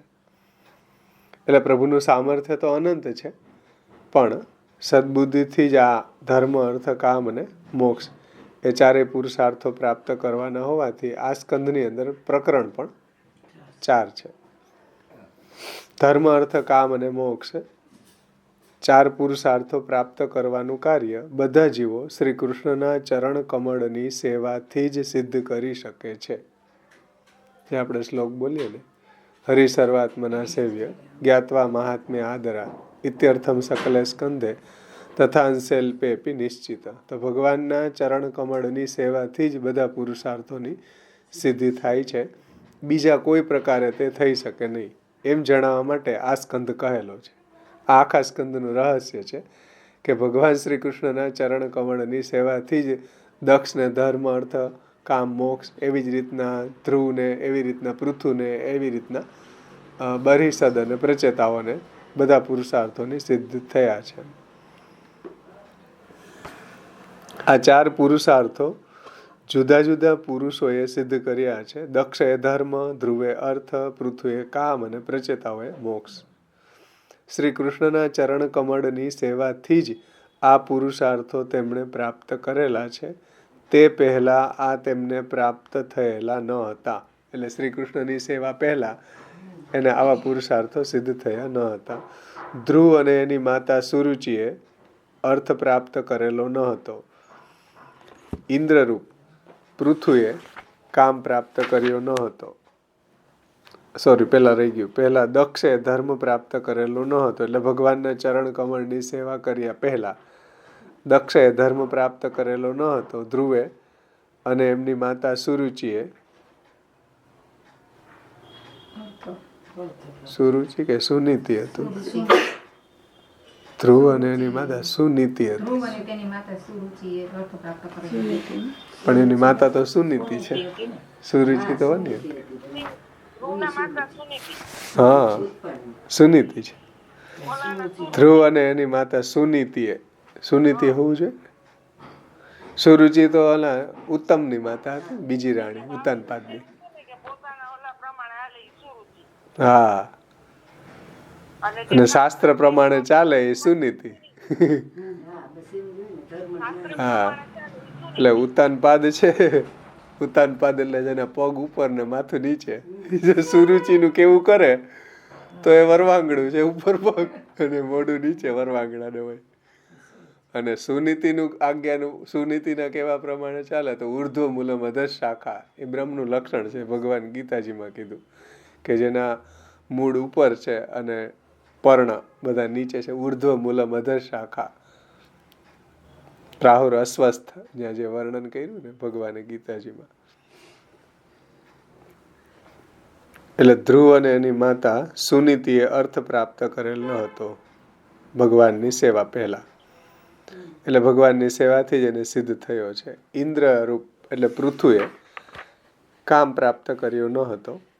અને જીવરૂપ પુરંજને એટલે અને જીવરૂપ પુરંજને પ્રચેતસોએ મોક્ષ પ્રાપ્ત કર્યો ન હતો. અહીંયા આ પુરંજન એટલે આ બરિષદનું કે છે ને, બરિષદને પ્રચેતાઓને મોક્ષ થયો ને ચોથા પ્રકરણમાં.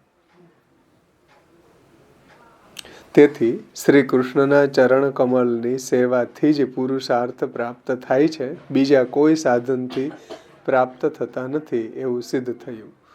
તેથી વીર્યવાળો એટલે મહાત્મ્ય જણાવનારો વિસર્ગ તે પુરુષાર્થ પ્રાપ્ત કરાવનારો છે, અથવા તો પુરુષાર્થ કરાવનારાઓની સૃષ્ટિ છે. બે રીતે સમજી શકાય કે વીર્ય એટલે કે વીર્યવાળો એટલે મહાત્મ્ય જણાવનારો આ વિસર્ગ છે.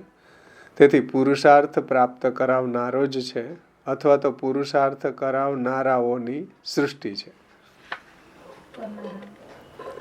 હા, અથવા તો પુરુષાર્થ પ્રાપ્ત કરનારાઓની સૃષ્ટિ એટલે ધર્મ, અર્થ, કામ અને મોક્ષ જે પુરુષાર્થ જેને સિદ્ધ થયા છે એની આ સૃષ્ટિ છે. બીજો એનો અર્થ નથી, કારણ કે પુરુષાર્થ પ્રાપ્ત કરવા એ જ એનું ઉત્તમપણું છે.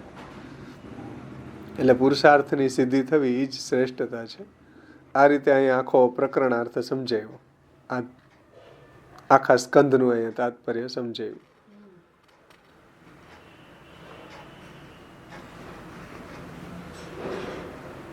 હવે આપણે અર્થનું જોઈએ. એમાં તમે જુઓ પ્રકરણાર્થ જોવાનો છે. એમાં થોડા જે પ્રકરણાર્થો સમજાવ્યા છે એને જ આપણે લેવાના છે રિવિઝન માટે બી થોડું.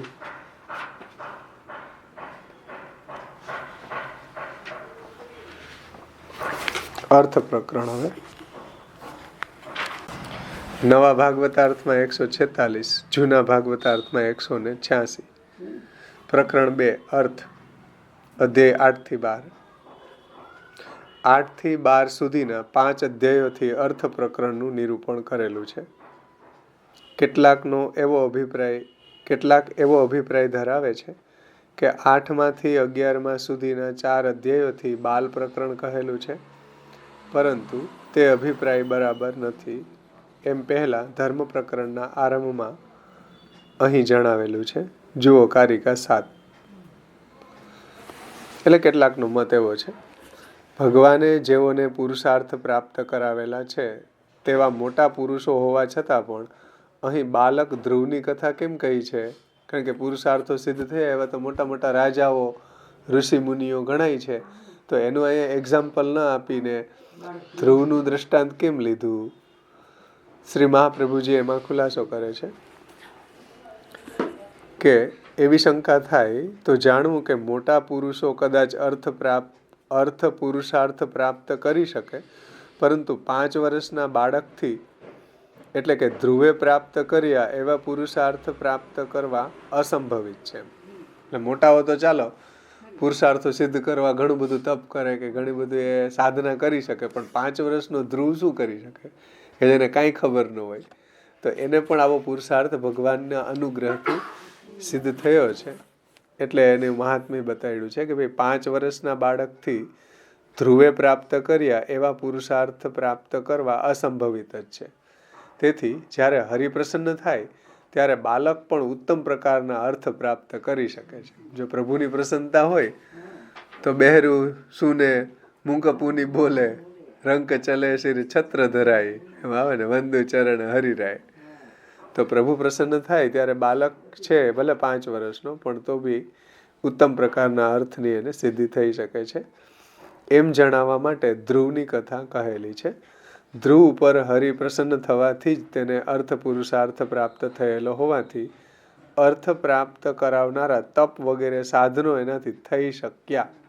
નહીંતર આપણને એમ લાગે કે આને તપ કર્યું એટલે ભગવાનનું દર્શન થયું. નહીં, ભગવાનને એને પુરુષાર્થ સિદ્ધ કરાવો તો એટલે એ તપ કરી શક્યો અને એટલે એને એ પુરુષાર્થ સિદ્ધ થયો. નહીંતર 5 વર્ષનો બાળકને જંગલમાં ખાઈ જાય સિંહ, કોણ કરી શકે? કોઈ ન કરી શકે. પણ પ્રભુને એને પુરુષાર્થની સિદ્ધિ કરાવી હતી એટલે એ તપ કરી શક્યો. સમજીશ ને વાત? કે ધ્રુવ કે ધ્રુવ ઉપર હરિ પ્રસન્ન થવાથી જ તેને અર્થ પુરુષાર્થ પ્રાપ્ત થયેલો હોવાથી અર્થ પ્રાપ્ત કરાવનારા તપ વગેરે સાધનો તેનાથી થઈ શક્યા, તેનું કારણ પણ હરિની તેના ઉપર કૃપા જ હતી, એમ સૂચવેલું છે. એટલે કોઈ કીધે એ સાધન થઈ શકતું હોય તો એ બહુ પ્રભુની કૃપા કહેવાય. આપણો કોઈ પુરુષાર્થ નથી કે આપણે સેવા કરી શકીએ કે ગુણગાન કરી શકીએ કે કંઈ કરી શકીએ, તો એ આપણો કોઈ એફર્ટ કે પુરુષાર્થ નથી. ભગવાનને આપણી પાસેથી સેવા લેવી છે, ભગવાનની આપણી પાસે ભાગવત કરાવવું છે, ભગવાનને આપણી પાસે ગ્રંથ કરાવવો છે, ભગવાનને આપણી પાસે ગુણગાન કરાવવું છે, કીર્તન કરાવવું છે, તો આપણે કરી શકીએ. નહીંતર કાં બધાય કેમ નથી કરી શકતા? ન કરી શકે તો બધાય ન કરી શકે. આવતા હોય ભાગી જાય. કેમ ભાગી જાય? હરિને જેની ઉપર અનુગ્રહ કરવો હોય એ જ આને ટચ કરે ભાગવતને, કે એ જ સેવા કથા ગુણગાન શરણાગતિ કરે. બધાય ન કરી શકે તો બધાને ઉદ્ધાર ન થઈ જાય? બધાને જાણે જ છે, બધાય ખબર છે કે આ જ સાચી વસ્તુ છે, તો એ કઈ કોઈ નથી કરતા. જાણતા હોય છતાંય નથી કરી શકતા. મારે એક છે જાણીતા વૈષ્ણવ, એનો ઘરવાળો એની ઘરવાળીને કહેતો જ હોય કે તું કર ને એ જ સાચું છે. હું કરું એ સાચું નથી, પણ તું કરી સાચું છે, પણ હું કરી ન થકતો. એ કે જાનામિ ધર્મમ ન ચ મે પ્રવૃત્તિ, જાનામમ અધર્મમ ન ચ મે નિવૃત્તિ, કેનાપી દેવેન હૃદિ તેને યથા નિયુક્તોસ્મિ તથા કરોમિ. એટલે આ તો ઠાકોરજીની કૃપા હોય તો જ થઈ શકે, બાકી બધાય ન કરી શકે. મુશ્કેલ છે એમ. કોઈ આપણા પુરુષાર્થથી આપણે કોઈને આમાં એને પ્રવૃત્ત ન કરાવી શકીએ. પ્રભુ જ્યારે અનુગ્રહ કરે ત્યારે જ એને આમાં રુચિ થાય. પ્રભુ અનુગ્રહ કરે તો જ સેવાની ઈચ્છા થાય. પ્રભુ અનુગ્રહ કરે તો જ આ પ્રભુનું ગુણગાન શ્રવણ કરવાની ઈચ્છા થાય, બાકી શક્ય નથી. એટલે કહે છે કે ધ્રુવ છે એ તપ કરી શક્યા, તપ વગેરે સાધનો કરી શક્યા, એનું કારણ હરિની એના ઉપર કૃપા જ હતી, એમ સૂચવેલું છે. એટલે સાધન પણ કોઈ કરી શકતું હોય તો એ ભગવાનની અનુગ્રહથી જ થઈ શકે એમ.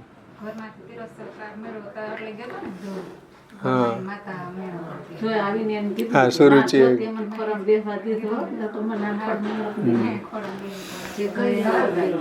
એટલે એને તપ કરી શકે એ ભગવાનનો અનુગ્રહ હતો.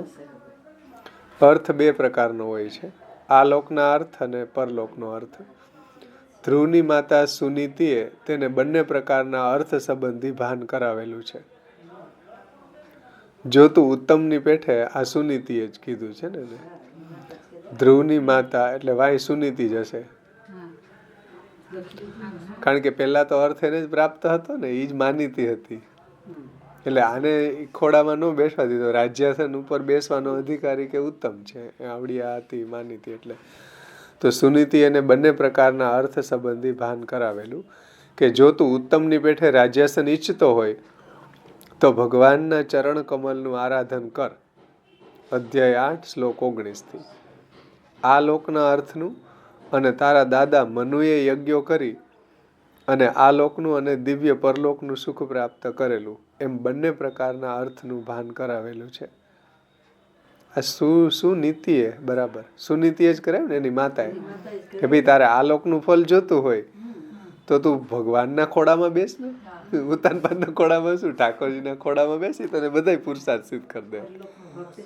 આ લોકના તારા દાદા મનુએ જે ઉત્તમ ફળ મેળવું એવું ઉત્તમ ફળ મેળવ, કે તારા દાદા મનુએ યજ્ઞો કરી અને આ લોકનું તથા દિવ્ય પરલોકનું સુખ પ્રાપ્ત કરેલું છે, એમ બંને પ્રકારના અર્થનું ભાન આ સુનીતિએ ધ્રુવને કરાવેલું છે.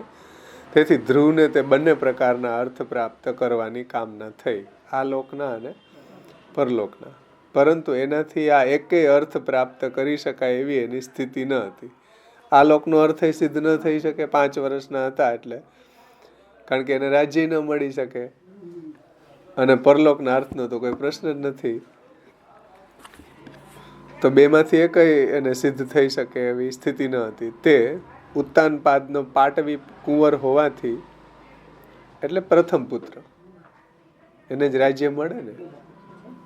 ઉત્તાનપાદનો પાટવી કુંવર હોવાથી લૌકિક અર્થ એટલે કે રાજ્ય ઉપર તો તેનો હક હતો જ, એ ખરું, પરંતુ એના પિતા અને પિતાની માનીતી રાણી સુરુચિ બંને એનાથી પાછા વિરુદ્ધ હતા. તેથી રાજ્ય એને આપે એવો સંભવ ન હતો. પછી પરલોકનો અર્થ જેવું કે ઇન્દ્રનું સ્થાન વગેરે, અશ્વમેઘ, ચિત્રાયજ્ઞ વગેરેથી પ્રાપ્ત થાય. તેની પેઠે તપથી પણ પ્રાપ્ત થાય, પરંતુ તેને ઉપનયન સંસ્કાર પણ થયેલા ન હોવાથી તપ કરવાનો એનો અધિકાર પણ ન હતો. એટલે પરલોકના ફળ જે છે એ અશ્વમેઘ યજ્ઞ કરવાથી અથવા તો ઇન્દ્રનું સ્થાન વગેરે, અશ્વમેઘ, પછી ચિત્રાયજ્ઞ વગેરેથી પ્રાપ્ત થાય. એની પેઠે તપથી નહીં થાય, કાં યજ્ઞથી કાં તપથી, તો બેમાંથી એકમાં એનો અધિકાર નહોતો એમ. કારણ કે ઓમાં યજ્ઞોપવિત બેયમાં જોઈએ તપથી પણ પ્રાપ્ત થાય, પરંતુ એને ઉપનયન સંસ્કાર પણ થયેલો ન હોવાથી તપ કરવાનો એનો અધિકાર પણ ન હતો, યજ્ઞનો નહોતો. વળી એનું અપમાન કરનારા, એટલે એ પરલોકનો અર્થ એને સિદ્ધ થાય એમ નહોતો, આ લોકનો સિદ્ધ નહોતો થાય એમ. કેમ? જ્યાં સુધી ઓલા સુરુચિ છે ત્યાં સુધી બધી એના જ હાથમાં હતું, એ માનીતી હતી. એટલે સુરુચિ છે ને ઉત્તમ છે ત્યાં સુધી એને અર્થ, આ લોકના અર્થ ન થાય સિદ્ધ. પરલોકના એટલે ન થાય કે એને અશ્વમેઘ યજ્ઞ વગેરે કરવા માટેની દીક્ષા માટે યજ્ઞોપવિત વગેરે જોઈએ, તપ કરવા માટે યજ્ઞોપવિત જોઈએ, તો એ હજી એનો સંસ્કાર થયો નહોતો. તો આ લોકના એ સિદ્ધ થઈ શકે નહીં અને પરલોકના એના અર્થ સિદ્ધ થઈ શકે એમ ન હતો. પરંતુ હવે જો આગળ કહે છે, વળી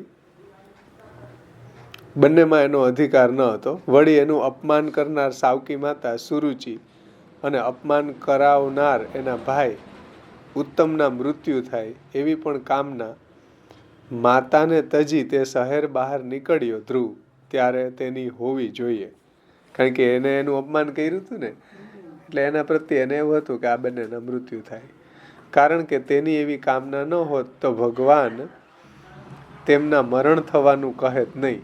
જુઓ અધ્યાય 9 શ્લોક 23 ભગવાન જ્યારે પ્રગટ થયા ધ્રુવની સામે, ત્યારે ભગવાને એને જે આગળ થવાનું હતું એ બધું કીધું કે ઉત્તમ છે એનું મૃત્યુ થશે. ઓલા લોકો શિવના ગણો બધા હતા ને,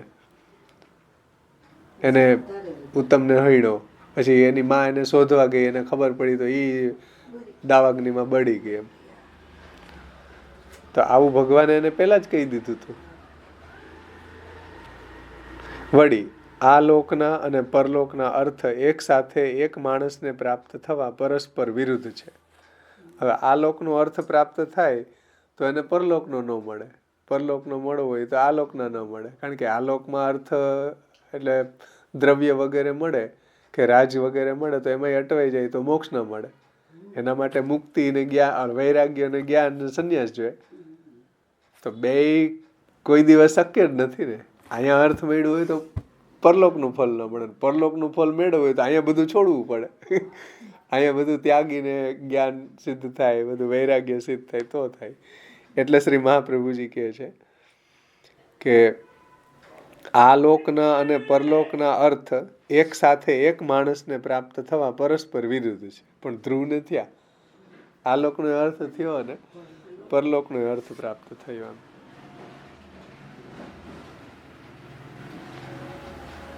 તેથી તપથી પણ તે પ્રાપ્ત થઈ શકે નહીં. એટલે તપથી ધ્રુવને આલોકનો અને પરલોકનો બેમાંથી એક અર્થ સિદ્ધ ન થાય. છતાં પણ ધ્રુવની આ બધી કામનાઓ ફળી માતા પિતા પાસેથી રાજ્ય મળ્યું અને પરલોકના અર્થરૂપી નિશ્ચલ, એટલે ક્યારેય ચલાયમાન ન થાય એવું સ્થાન ધ્રુવ પદ મળ્યું. જે એના પૂર્વજોએ પ્રાપ્ત નહોતું કરેલું એવું ઉત્તમ સ્થાન ભગવાને એને આપ્યું કે જેને સપ્તર્ષિઓ પણ પ્રદક્ષિણા કરે. તો એવું અર્થરૂપ નિશ્ચલ સ્થાન એટલે ધ્રુવપદ મળ્યું. તેથી ભગવાને જ આ પ્રાપ્ત કરાવ્યા. કારણ કે ધ્રુવના એંગલથી તમે જુઓ તો કોઈ ચાન્સ જ નહોતો ને. આ લોકના ફળનો ચાન્સ નહીં અને પરલોકના ફળ એને પ્રાપ્ત થાય એમ ન હતા. પણ પ્રભુએ વિચાર્યું તો આવા 5 વર્ષના બાળકને પણ આવા ફળોની સિદ્ધિ થઈ એમ. ભગવાને જ આ એને આ પ્રાપ્ત કરાવ્યા. ભગવાનની કૃપાથી જ એને બંને પ્રકારના એટલે કે આલોકના અને પરલોકના અર્થ પ્રાપ્ત થયા એવો નિશ્ચય થાય છે. ધ્રુવે નારદજીને માર્ગ દર્શાવવા પ્રાર્થના કરી. તેમાં વડવાઓએ ન પ્રાપ્ત કરેલ ત્રિભુવનમાં ઉત્તમ સ્થાન પ્રાપ્ત કરવાની પોતાની કામના જ કહેલી છે ધ્રુવે. અધ્યાય 8 શ્લોક 37 કે મારા વડવાઓએ પ્રાપ્ત ન કર્યું એવું ત્રિભુવનમાં ત્રણેય લોકમાં ઉત્તમ સ્થાન મારે જોઈએ છે, એવું ધ્રુવે નારદજીને કીધું હતું. રાજ્યની કામના જણાવેલી નથી. તેથી એમ ન માનવું કે આ લોકના અર્થ એટલે કે રાજ્યની ધ્રુવને કામના ન હતી, એવું નહોતું એમ. અને માત્ર એક પરલોકના પુરુષાર્થ જ પ્રાપ્ત કરવાની ધ્રુવની કામના હતી, એવું ન માનવું. મતલબ એની કામના એ હતી, આલોકની હતી અને પરલોકની હતી.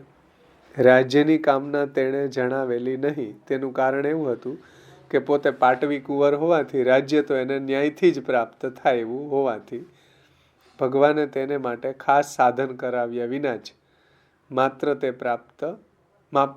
તે પ્રાપ્ત થવામાં વિઘ્ન હતા એ જ દૂર કર્યું. બાકી પાટવી કુંવર હોવાથી રાજ્ય તો એને બાય ડિફોલ્ટ મળવાનું જ હતું એમ, પણ એમાં વિઘ્ન હતી આ સુરુચિ, તો એ વિઘ્ન દૂર કર્યું.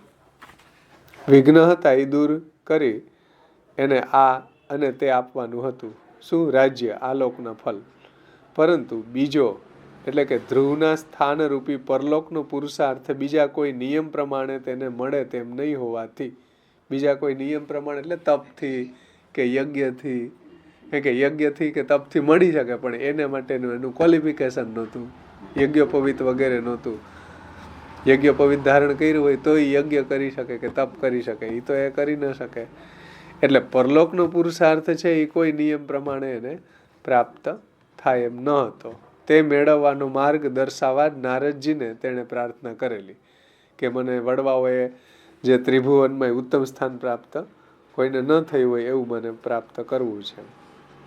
તો નારદજીને એનો માર્ગ બતાવવા પ્રાર્થના કરેલી. પ્રચેતાના યજ્ઞમાં નારદજીએ ધ્રુવની પ્રશંસા કરી. અધ્યાય 12 શ્લોક 40-44 તેમાં પરલોકની કામના જ એની સિદ્ધ થયાનું નારદજીએ કહેલું છે. એનું કારણ એ છે કે રાજ્ય તો તેને ન્યાયથી જ પ્રાપ્ત થયું હતું, તેથી ધ્રુવને રાજ્યની કામના ન હતી એમ ન માનવું. એટલે એને કામના હતી, પણ એને લીગલી મળે એમ જ હતું. પરલોકનું ફલ તો એને મળે એમ હતું જ નહીં, કોઈ એમાં કોઈ ક્વોલિફિકેશન નહોતું. પણ ભગવાને જ એને કૃપા કરીને પરલોકનું ફલ આપ્યું. તો આ રીતે આખો આ ચતુર્થ સ્કંદનો અર્થ પ્રકરણનું તાત્પર્ય છે. હવે કામ, ત્રીજું કામ પ્રકરણ છે જે પૃથુને સિદ્ધ થયું.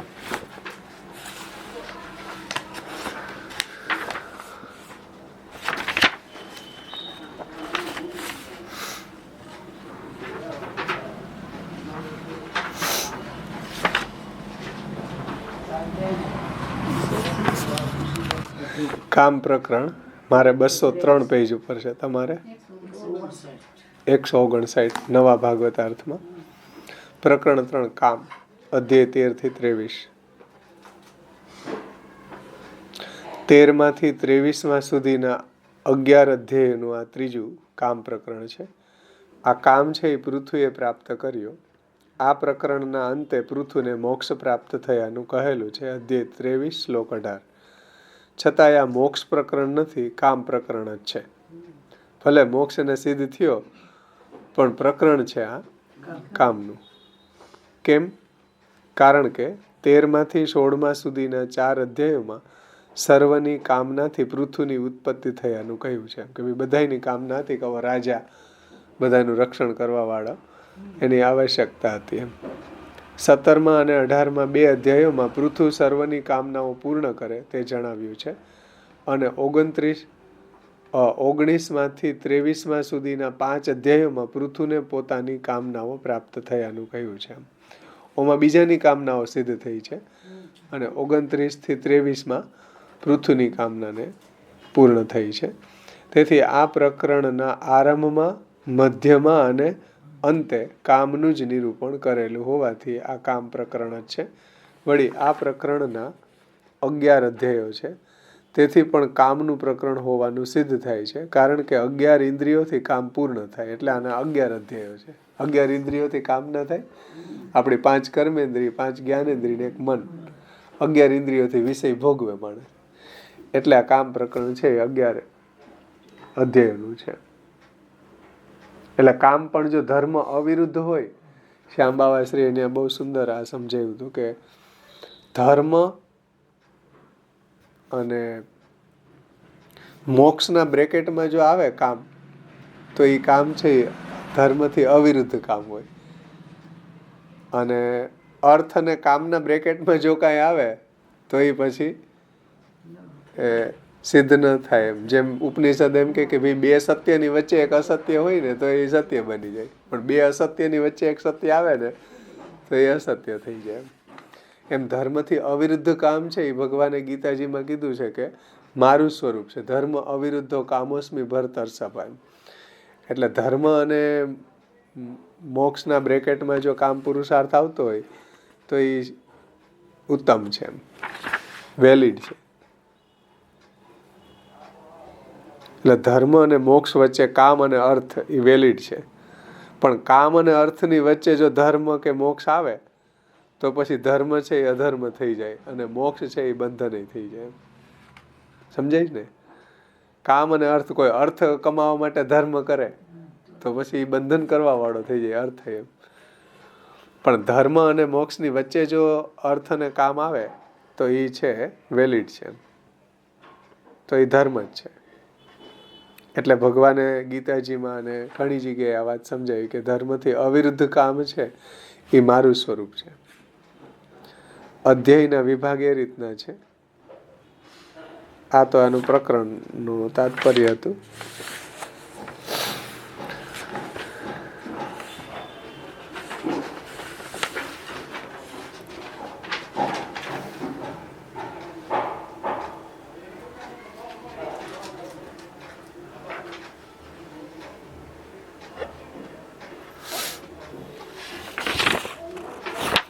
તેરમું આગળથી શરૂ થશે. હા, અધ્યાયના વિભાગ તથા અર્થ. ઉપર જણાવ્યું તેમ 13માંથી 16 સુધીના અધ્યાયોથી પૃથુનું પ્રાગટ્ય તેના કારણ સહિત છે. આ 4 અધ્યાયોના પણ ચાર અધ્યાયોના પણ 2 વિભાગ છે. પહેલા 2 એટલે કે 13મા અને 14મા અધ્યાયમાં કામનું સ્વરૂપ જણાવેલું છે અને 15મા અને 16મા અધ્યાયમાં ગુણો કહેલા છે. આ દરેક વિભાગના પાછા 2 વિભાગ છે. અને શ્રી મહાપ્રભુજી નીચે જણાવે છે 13મા અધ્યાયમાં કોઈ રક્ષણ કરનાર ન હતું. એટલે આવા આવ્યું ને કે વેન હતો તો વેન બધાને હેરાન કરતો અને વેનને પછી ઋષિઓએ હણી નાખ્યો. હવે રક્ષણ કરવા વાળું કોઈ હતું નહીં, તો રક્ષણ કરવાની 13મા અધ્યાયમાં કોઈ રક્ષણ કરનાર ન હતું. એવું રક્ષણ કરનારની ઉત્પત્તિ રૂપી કામ થયાનું કારણ કહ્યું છે. 14મા અધ્યાયમાં વેન અધર્મનું સ્થાપન કર્યું અને તેનું કાર્ય જણાવેલું છે. આથી પૃથુની ઉત્પત્તિનું કારણ કહેવાયું છે કે વેને છે અધર્મનું સ્થાપન કર્યું. કોઈ ભગવાનનું ભજન કરવું નહીં, કોઈ નામ લેવું નહીં, આવ્યું ને, કોઈ એવો એને ઢંઢેરો પીટાયો હતો. આ વેન એટલો બધો દુષ્ટ હતો. તો બીજા વિભાગના પહેલા એટલે કે 15મા અધ્યાયમાં પૃથુની ઉત્પત્તિ અને એને થયેલ રાજ્યની પ્રાપ્તિ કહેલા છે. 16મા અધ્યાયમાં પૃથુમાં ભગવાનના આવેશના ગુણો હોવાનું કહ્યું છે. પૃથ્વીની ઉત્પત્તિ પૃથુની ઉત્પત્તિ થઈ અને તેનામાં આવા ગુણો હતા. તેથી સર્વની કામના એટલે કે રક્ષણ કરનારની પ્રાપ્તિ સિદ્ધ થઈ. એ રીતે આ 4 અધ્યાયોનું પહેલું પેટા પ્રકરણ થયું. એટલે બધાની આ કામના, એવા રાજાની કામના એને હતી કે જે રક્ષણ કરે. બીજા પેટા પ્રકરણમાં પૃથુ સર્વની કામનાઓ પૂર્ણ કરે છે, જે પૃથ્વીને દોઈ અને બધાને એ ફળ પ્રાપ્ત કરાવ્યું છે, બધાની કામનાને પૂર્ણ કરી છે. આ 17મા અને 18મા 2 અધ્યાયોનું છે બીજું પેટા પ્રકરણ. એમાં પૃથ્વીએ સર્વની કામનાઓને પૂર્ણ કરી છે. એના 2 વિભાગ છે. કઈ રીતે? તો કે 17મા અધ્યાયમાં પૃથ્વીનો નિગ્રહ કરવા રૂપી 17મા અધ્યાયમાં પૃથ્વીનો નિગ્રહ કરવા રૂપ પૃથુની ક્રિયા કહી છે કે ભાઈ પૃથ્વી છે એ બધું ધન ધાન્ય ચોરી ગઈ હતી, તો એનો નિગ્રહ કર્યો. એની પાછળ તીર લઈને દોડ્યા. 18મા અધ્યાયમાં તેથી સર્વ પ્રાપ્ત થયેલ ફલ એટલે કે સર્વની કામનાની પ્રાપ્તિ કહેલી છે. એમાં ત્રીજા પેટા પ્રકરણમાં 5 અધ્યાયો છે. એનો વર્ણ વિષય શું છે? તો કે પહેલામાં પૃથુની શુદ્ધિ બતાવી છે, પછી એના ઉપર થયેલી ભગવાનની કૃપા છે. પછી ત્રીજામાં એને આચરેલો પોતાનો ધર્મ છે. ચોથામાં તેણે પ્રાપ્ત કરેલ જ્ઞાન છે. અને પાંચમામાં તેને મોક્ષ થયો છે. એમ 5 વિષયો અનુક્રમે 5 એટલે કે 19 થી 23 સુધીના અધ્યાયોમાં કહ્યું છે. આ પેટા પ્રકરણમાં પૃથુને પોતાની કામનાઓ પ્રાપ્ત થયાનું જણાવેલું છે. પછી કોઈ શંકા કરે કે ભાઈ કામ તો સ્ત્રી સંભોગ વગેરેથી થતા સુખરૂપ ત્રીજો પુરુષાર્થ છે અને મોક્ષમાં સ્ત્રી વગેરે બીજા કોઈ પણ જરૂર નથી હોતી. મોક્ષ મેળવવામાં કઈ સ્ત્રીની જરૂર નથી, કામમાં સ્ત્રીની જરૂર છે. તેથી તે સ્વતંત્ર છે મોક્ષ પુરુષાર્થ. તેણે મોક્ષ પ્રાપ્ત કર્યો. એટલે આ પૃથુએ તેણે કામ પૂર્ણ કર્યા એમ જણાવી મોક્ષને કામ કેમ કહ્યો છે એવી શંકા થાય એમ. એટલે શરૂઆતની અંદર મોક્ષ પ્રાપ્તિની વાત કરીને અને એટલે અહીંયા આ શંકા ઉઠાવી છે કે અહીંયા મોક્ષને કામ કેમ કહ્યું એમ. એનું સમાધાન શ્રી મહાપ્રભુજી એ રીતે જણાવે છે કે ભગવત શાસ્ત્ર પ્રમાણે મોક્ષની કામના વાળો તેમજ પદાર્થ માત્રની કામના વાળો ભગવાનનું સકામ ભજન કરી શકે છે, પરંતુ સ્ત્રીની કામના વાળો તેવું ભજન કરી શકતો નથી. કારણ કે સ્ત્રીની કામના તુચ્છ છે. સુખદેવજીએ સ્ત્રીની કામના વાળાને ઉર્વશી અપ્સરાનું પૂજન કરવું એવું બીજા સ્કંદના 3 અધ્યાયના 6 શ્લોકમાં કીધું. એમાં આખી લિસ્ટ બતાવી છે કે ભાઈ સ્ત્રીની કામના વાળાએ ઉર્વશીનું ભજન કરવું, પુત્રની કામના વાળાએ પ્રજાપતિનું ભજન કરવું, પછી રૂપની કામના વાળાએ કંઈ ગંધર્વોનું ભજન કરવું ને એવી બધી લિસ્ટ બતાવી દે 2, 3, 6માં.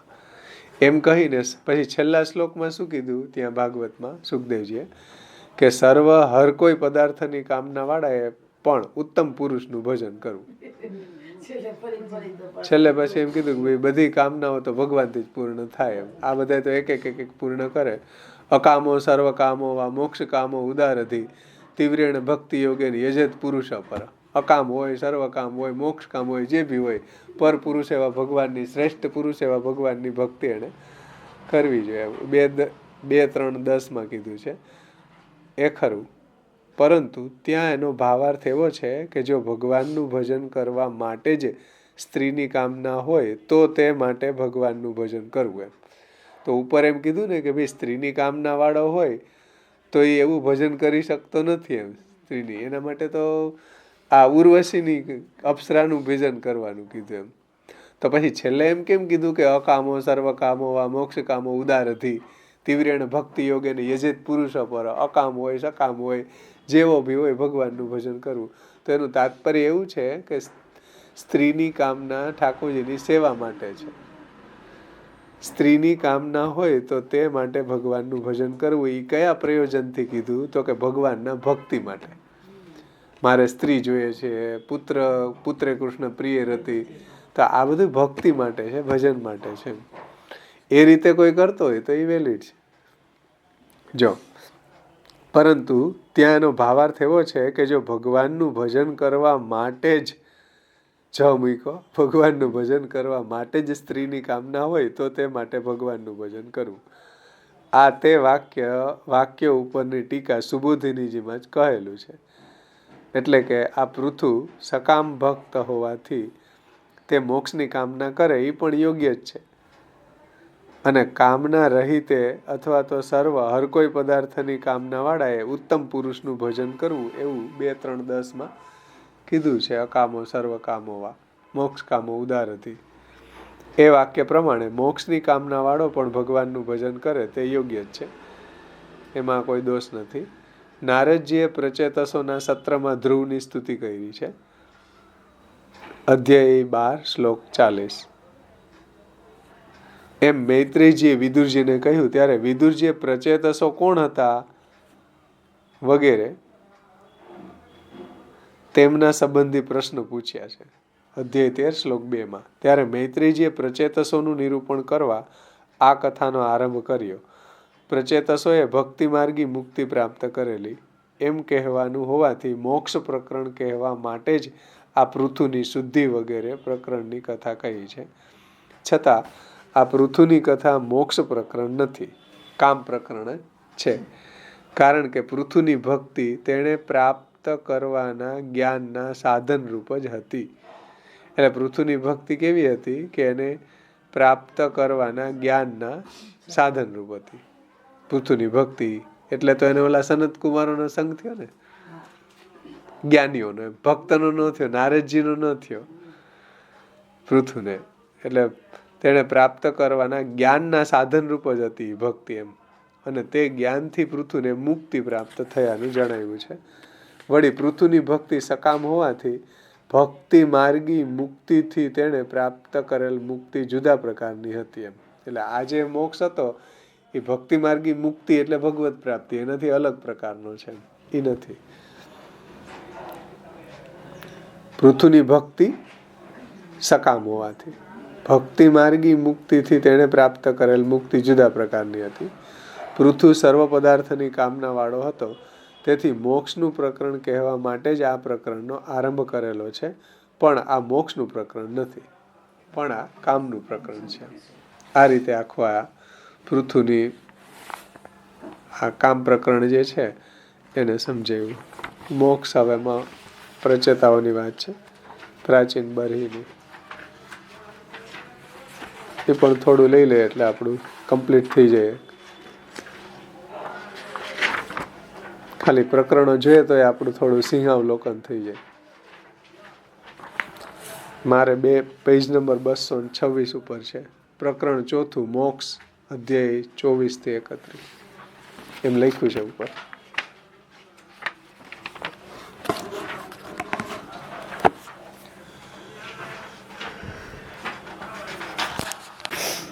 મોક્ષ પ્રકરણમાં અધ્યાય 24 થી 31. હવે ચોથા પ્રકરણનો વિચાર કરવામાં આવે છે. મોક્ષ પ્રકરણ કહેવા માટે જ કામ પ્રકરણ કહેલું છે એમ કામ પ્રકરણના આરંભમાં કહેલું છે. મોક્ષ પ્રકરણ સંબંધી પ્રશ્ન પણ વિદુરજીએ પહેલા કામ પ્રકરણના આરંભમાં કરેલો છે, તેથી અહીં ફરીથી પ્રશ્ન કરેલો નથી. વળી વિદુરજીએ તો માત્ર ભક્તિ પ્રાપ્ત કરવાની ઈચ્છાથી જ પ્રશ્ન કરેલો, અને કામ પ્રકરણમાં તો તે સિવાયના ઘણા ફલ કહ્યા. તેથી વિદુરે જાણ્યું કે આ પ્રકરણ મારા માટે કહેલું નથી, પરંતુ જુદા જુદા ફલ કહ્યા તે ફલની કામના વાળાઓ માટે આ કામ પ્રકરણ કહેલું હોવાથી મારા પ્રશ્નનો ઉત્તર હજી આવેલો નથી. તેથી મૈત્રીજી પોતાની મેળે જ તેનો ઉત્તર કહેશે એવા વિચારથી તેણે ફરી પ્રશ્ન કર્યો નથી. એટલે વિદુરજીએ પ્રશ્ન નથી કર્યો, પણ આગળ એને કરી દીધો હતો. એટલે મૈત્રેયજી સીધી એ કથા જ કહેવાની આ મોક્ષ પ્રકરણની શરૂઆત કરે છે. આ પ્રકરણમાં 24 થી 31 સુધીના 8 અધ્યાયો છે. શાસ્ત્રાર્થ પ્રકરણમાં કહ્યું છે કે વિદ્યાથી અવિદ્યાનો નાશ થતા બ્રહ્મભાવ પ્રાપ્ત થાય છે, એવું મહાપ્રભુજી ત્યાં નિબંધમાં, શાસ્ત્રાર્થ નિબંધમાં સમજાયું છે કે વિદ્યા અવિદ્યા નાશેતુ જીવો મુક્તો ભવિષ્યતિ. એટલે વિદ્યાથી અવિદ્યાનો નાશ થાય ત્યારે જીવ છે મુક્ત થાય છે, બ્રહ્મભાવ એને પ્રાપ્ત થાય છે. અને શ્રી કૃષ્ણની સેવાથી સાયુજ્ય ફલ પ્રાપ્ત થાય. એટલે ભજનમ સર્વરૂપેષુ ફલ સિદ્ધ્યર્થમ તથાપિતુ આદિ મૂર્તિ કૃષ્ણ એવ સેવ્ય સાયુજ્ય કામ્યયા, એવું મહાપ્રભુજીએ શાસ્ત્રાર્થ નિબંધની 13મી કારિકામાં કહ્યું. તો જો 2 પ્રકારના મોક્ષ થયા, એક બ્રહ્મભાવ મુક્તિ અને એક સાયુજ્ય. મહાપ્રભુજીને બે પ્રકારનું મુક્તિ બતાવી શાસ્ત્રાર્થ પ્રકરણમાં, એક 33મા શ્લોકમાં અને એક 13માં. ભજનમ સર્વરૂપેષુ ફલ સિદ્ધ્ય તથાપિતુ આદિ મૂર્તિ કૃષ્ણ એવ સેવ્ય સાયુજ્ય કામ્ય, એ 13મી કારિકા છે. અને વિદ્યાથી અવિદ્યાનો નાશ થતા જીવ છે અને આ રીતે બ્રહ્મભાવની સિદ્ધિ થાય છે, એ 33મા શ્લોકમાં. તો 2 વાત થઈ ને, એક બ્રહ્મભાવ મુક્તિ અને સાયુજ્ય મુક્તિ. તો મોક્ષનું પ્રકરણ ચાલ્યું તો શ્રી મહાપ્રભુજી એનો ખુલાસો કર્યો, ભાઈ મોક્ષ 2 પ્રકારના હોય, એક બ્રહ્મભાવ રૂપ અને એક સાયુજ્ય રૂપ. આ વાત ક્યાં કરી તો કે શાસ્ત્રાર્થ પ્રકરણમાં શ્રી મહાપ્રભુજીએ પણ સમજાવી છે કે મોક્ષ 2 પ્રકારનો છે અને ત્યાં જણાવેલું છે કે બ્રહ્મભાવ અને શ્રી કૃષ્ણનું સાયુજ્ય એ બંને પ્રકારના મોક્ષનું અનુક્રમે આ પ્રકરણમાં નિરૂપણ કરવામાં આવશે. એટલે મોક્ષ પ્રકરણમાં આ બ્રહ્મભાવ અને સાયુજ્ય મુક્તિનું વર્ણન કરશે. અહંકાર વગેરેનો ત્યાગ કરી મમતા રહિત શાંત પુરુષ બ્રહ્મભાવ પ્રાપ્ત કરે છે. એટલે જ્યારે એ અહંતા મમતા એનો નાશ થઈ જાય, પછી બધામાંથી એની આસક્તિ દૂર થઈ જાય, એની ઇન્દ્રિયો શાંત થઈ જાય, આવો જે છે વિરક્ત થઈ જાય બધેથી, એને બ્રહ્મભાવ સિદ્ધ થાય છે. અને બ્રહ્મભાવ પ્રાપ્ત કરેલો પ્રસન્ન અંતઃકરણ વાળો સર્વ પ્રાણીઓ પ્રતિ સમાન ભાવ રાખનાર પુરુષ ભગવાનની ભક્તિ પ્રાપ્ત કરે છે અને પછી ભક્તિથી ભગવાનનું યથાર્થ જ્ઞાન પ્રાપ્ત કરી ભગવાનમાં પ્રવેશ કરે છે. શ્રીમદ ભગવદ્ ગીતા 18મા અધ્યાયનો 53 થી 55મા શ્લોકમાં આ વાત કહી છે. તેથી બ્રહ્મભાવ જેને પ્રાપ્ત થયો છે તેને ભક્તિના લાભથી પુરુષોત્તમનું જ્ઞાન થાય ત્યારે તેને પુરુષોત્તમમાં પ્રવેશરૂપી સાયુજ્ય પ્રાપ્ત થવાનું કહ્યું છે. એટલે આવો જ્યારે બ્રહ્મભાવ સિદ્ધ થઈ જાય પછી એને ભક્તિના લાભથી પુરુષોત્તમનું જ્ઞાન થાય ત્યારે એને પુરુષોત્તમમાં પ્રવેશરૂપી પુરુષોત્તમનું સાયુજ્ય પ્રાપ્ત કરેલું થવાનું કહ્યું છે.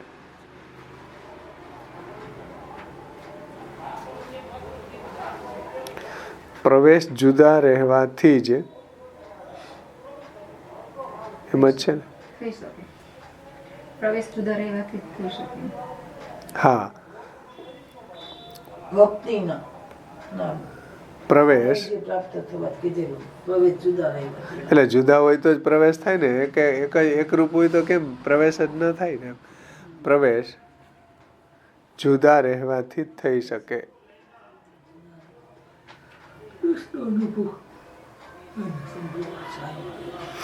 એટલે જુદા એટલે જેમ સમુદ્ર અને એની લહેર જુદી જ રહે ને. એક આકાર હોય તો પછી એમાં પ્રવેશનો કોઈ પ્રશ્ન નથી. જુદા હોય, ભગવાનની સેવા કરવા માટે આપણે જુદા છીએ ને, અંદર ઘૂસી જાય તો શું, તો કેવી રીતના સેવા થાય? એટલે પ્રવેશ જુદા રહેવાથી જ થઈ શકે અને જુદા રહીએ તો જ રસનો અનુભવ થવાનો સંભવ છે. એટલે જુદા રહીને ભગવાનનું ભજન કરવામાં આવે તો ભગવદ રસની અનુભૂતિ થાય, પણ એમાં વિલય થઈ જાય અક્ષર બ્રહ્મની અંદર, જેમ જ્ઞાનીઓની મુક્તિ થઈ જાય તો પછી એને બધી ઇન્દ્રિયોથી એનો આનંદ ન લઈ શકે એમ. એટલા અહીં કહે છે કે જુદા રહીએ તો જ રસનો અનુભવ થવાનો સંભવ હોવાથી સાયુજ્યમાં અધિક રસની પ્રાપ્તિ થાય છે બ્રહ્મભાવ કરતા. સમજાવું શું છે કે બ્રહ્મભાવ ફલ એ નીચેની કક્ષાનું છે ને સાયુજ્ય ઊંચી કક્ષાનું ફલ છે. કારણ કે એમાં રસ નિષ્પત્તિ થાય, બધી ઇન્દ્રિયોથી ઠાકોરજીની સેવા કરી શકે એમ, બધી ઇન્દ્રિયોથી ભગવાનનું ભજન થઈ શકે એમ. અને બ્રહ્મભાવમાં એ નથી થતું. બ્રહ્મભાવમાં તો ખાલી આત્મા એમાં વધે બચે, બાકી બધી ઇન્દ્રિયો તો અક્ષર બ્રહ્મમાં લઈ થઈ જાય, સમાઈ જાય. એટલે બધી ઇન્દ્રિયોથી એને આનંદ ન લઈ શકે. શ્રી મહાપ્રભુજીએ વેણુગીતના સુબોધનીજીમાં આ વાત કરી છે કે યથા અંધકારે નિયતા સ્થિતિર નાક્ષણ ફલમ ભવેત. અંધારી કોટડીમાં કઈ પૂરી દો તો આંખનું ફલ શું? કાંઈ નહીં. એવી રીતના મોક્ષ છે એનું ફલ એવું જ છે, બધી ઇન્દ્રિયોમાં લઈ પામે. એટલે ઇન્દ્રિયોનો કોઈ ફલ નથી. ભક્તિ કરવામાં, સેવા કરવામાં બધી ઇન્દ્રિયોનો વિનિયોગ થાય. હાથનો, પગનો, કાનનો, નાકનો, આંખનો, ત્વચાનો, બધી ઇન્દ્રિયો રસનાનો ઠાકોરજીની સેવામાં વપરાય. એટલે શ્રેષ્ઠતા બતાવી છે કે બ્રહ્મભાવ ફલ કરતા સાયુજ્ય ફલ શ્રેષ્ઠ છે. બ્રહ્મભાવ રૂપી ફલ ગૌણ છે. તો શ્રી મહાપ્રભુજી એ વાત સમજાવે છે કે જુદા રહીએ તો રસના અનુભવ થવાના સંભવ હોવાથી સાયુજ્યમાં અધિક રસની પ્રાપ્તિ થાય. એટલે અહીંયા સાયુજ્યનો મતલબ ભગવાનની સાથે રહેવું. સાયુજ્ય એટલે એમાં ઘૂસી જવું નહીં કે લય થઈ જવું એવું નહીં, પણ સાથે રહેવું. સર્વાન કામાન સહ બ્રહ્મણા વિપશ્ચિતા, તો જ રસનો અનુભવ થાય ને.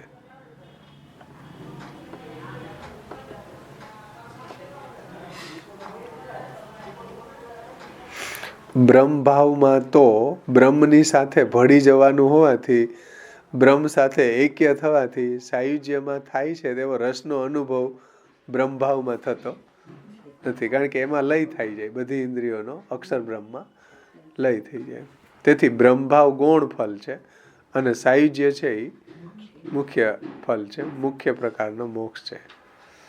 અને સાયુજ્ય જ મુખ્ય પ્રકારનો મોક્ષ હોવાનું કહેલું હોવાથી આ બે પ્રકારના મોક્ષનું નિરૂપણ કરતા બ્રહ્મભાવ રૂપી મોક્ષ આ પ્રકરણની વચ્ચે કહેલો છે. એટલે આવ્યું ને પહેલો 25મો અધ્યાય અને પછી શરૂ થયો ને 24મો અધ્યાય પ્રચેતાઓનું વર્ણન આવ્યું. 25, 26, 27, 28 ને 29 બરિષદની મુક્તિ આવી, પુરંજન ઉપાખ્યાન આવ્યું અને 30 અને 31માં પાછી પ્રચેતાઓની કથા આવી. એટલે વચ્ચે આવ્યો છે બ્રહ્મભાવ. બે પ્રકારના મોક્ષનું નિરૂપણ કરતા બ્રહ્મભાવ રૂપી મોક્ષ આ પ્રકરણની વચ્ચે કહેલો છે અને તેના આરંભમાં અને અંતમાં સાયુજ્યના અધિકારી પ્રચેતસો ભક્તો હોવાથી તેમની જ કથા કહેલી છે. આવી રીતના સાયુજ્યની કથા ચીપિયારૂપ, એટલે કે આરંભમાં અને અંતમાં અથવા તો બંને છેડે કહેલી કથા, બંને છેડે રહેલી કથાથી કહેલી છે. અને પ્રથમ બ્રહ્મભાવના અધિકારી પ્રચેતસોના પિતાએ પ્રાપ્ત કરેલ બ્રહ્મભાવની કથા વચ્ચે કહેલી છે. તેથી એમ સૂચવેલું છે કે બ્રહ્મભાવ પણ સાયુજ્યનું સાધન છે અને પાછળથી પ્રચેતસોના મોક્ષનું નિરૂપણ કરવાનું છે. છતાં પણ પહેલા એમની ભક્તિ કહીને વચ્ચે એમના પિતા બરિષદની કથા કહી. તેથી એમ સૂચવેલું છે કે ભગવાન ભક્તોને મુખ્ય ફલનું દાન કરે છે અને તેઓ ભક્તિ માર્ગમાં ભગવાન ભક્તોને મુખ્ય ફલનું દાન કરે અને તેઓ ભક્તિ માર્ગમાં સારી રીતે સ્થિત થયેલા હોવાથી તેમના સંબંધીઓને તેમનો સંબંધ જ ફલ પ્રાપ્ત કરાવનારો હોવાથી ગૌણ ફલ પ્રાપ્ત કરાવે છે.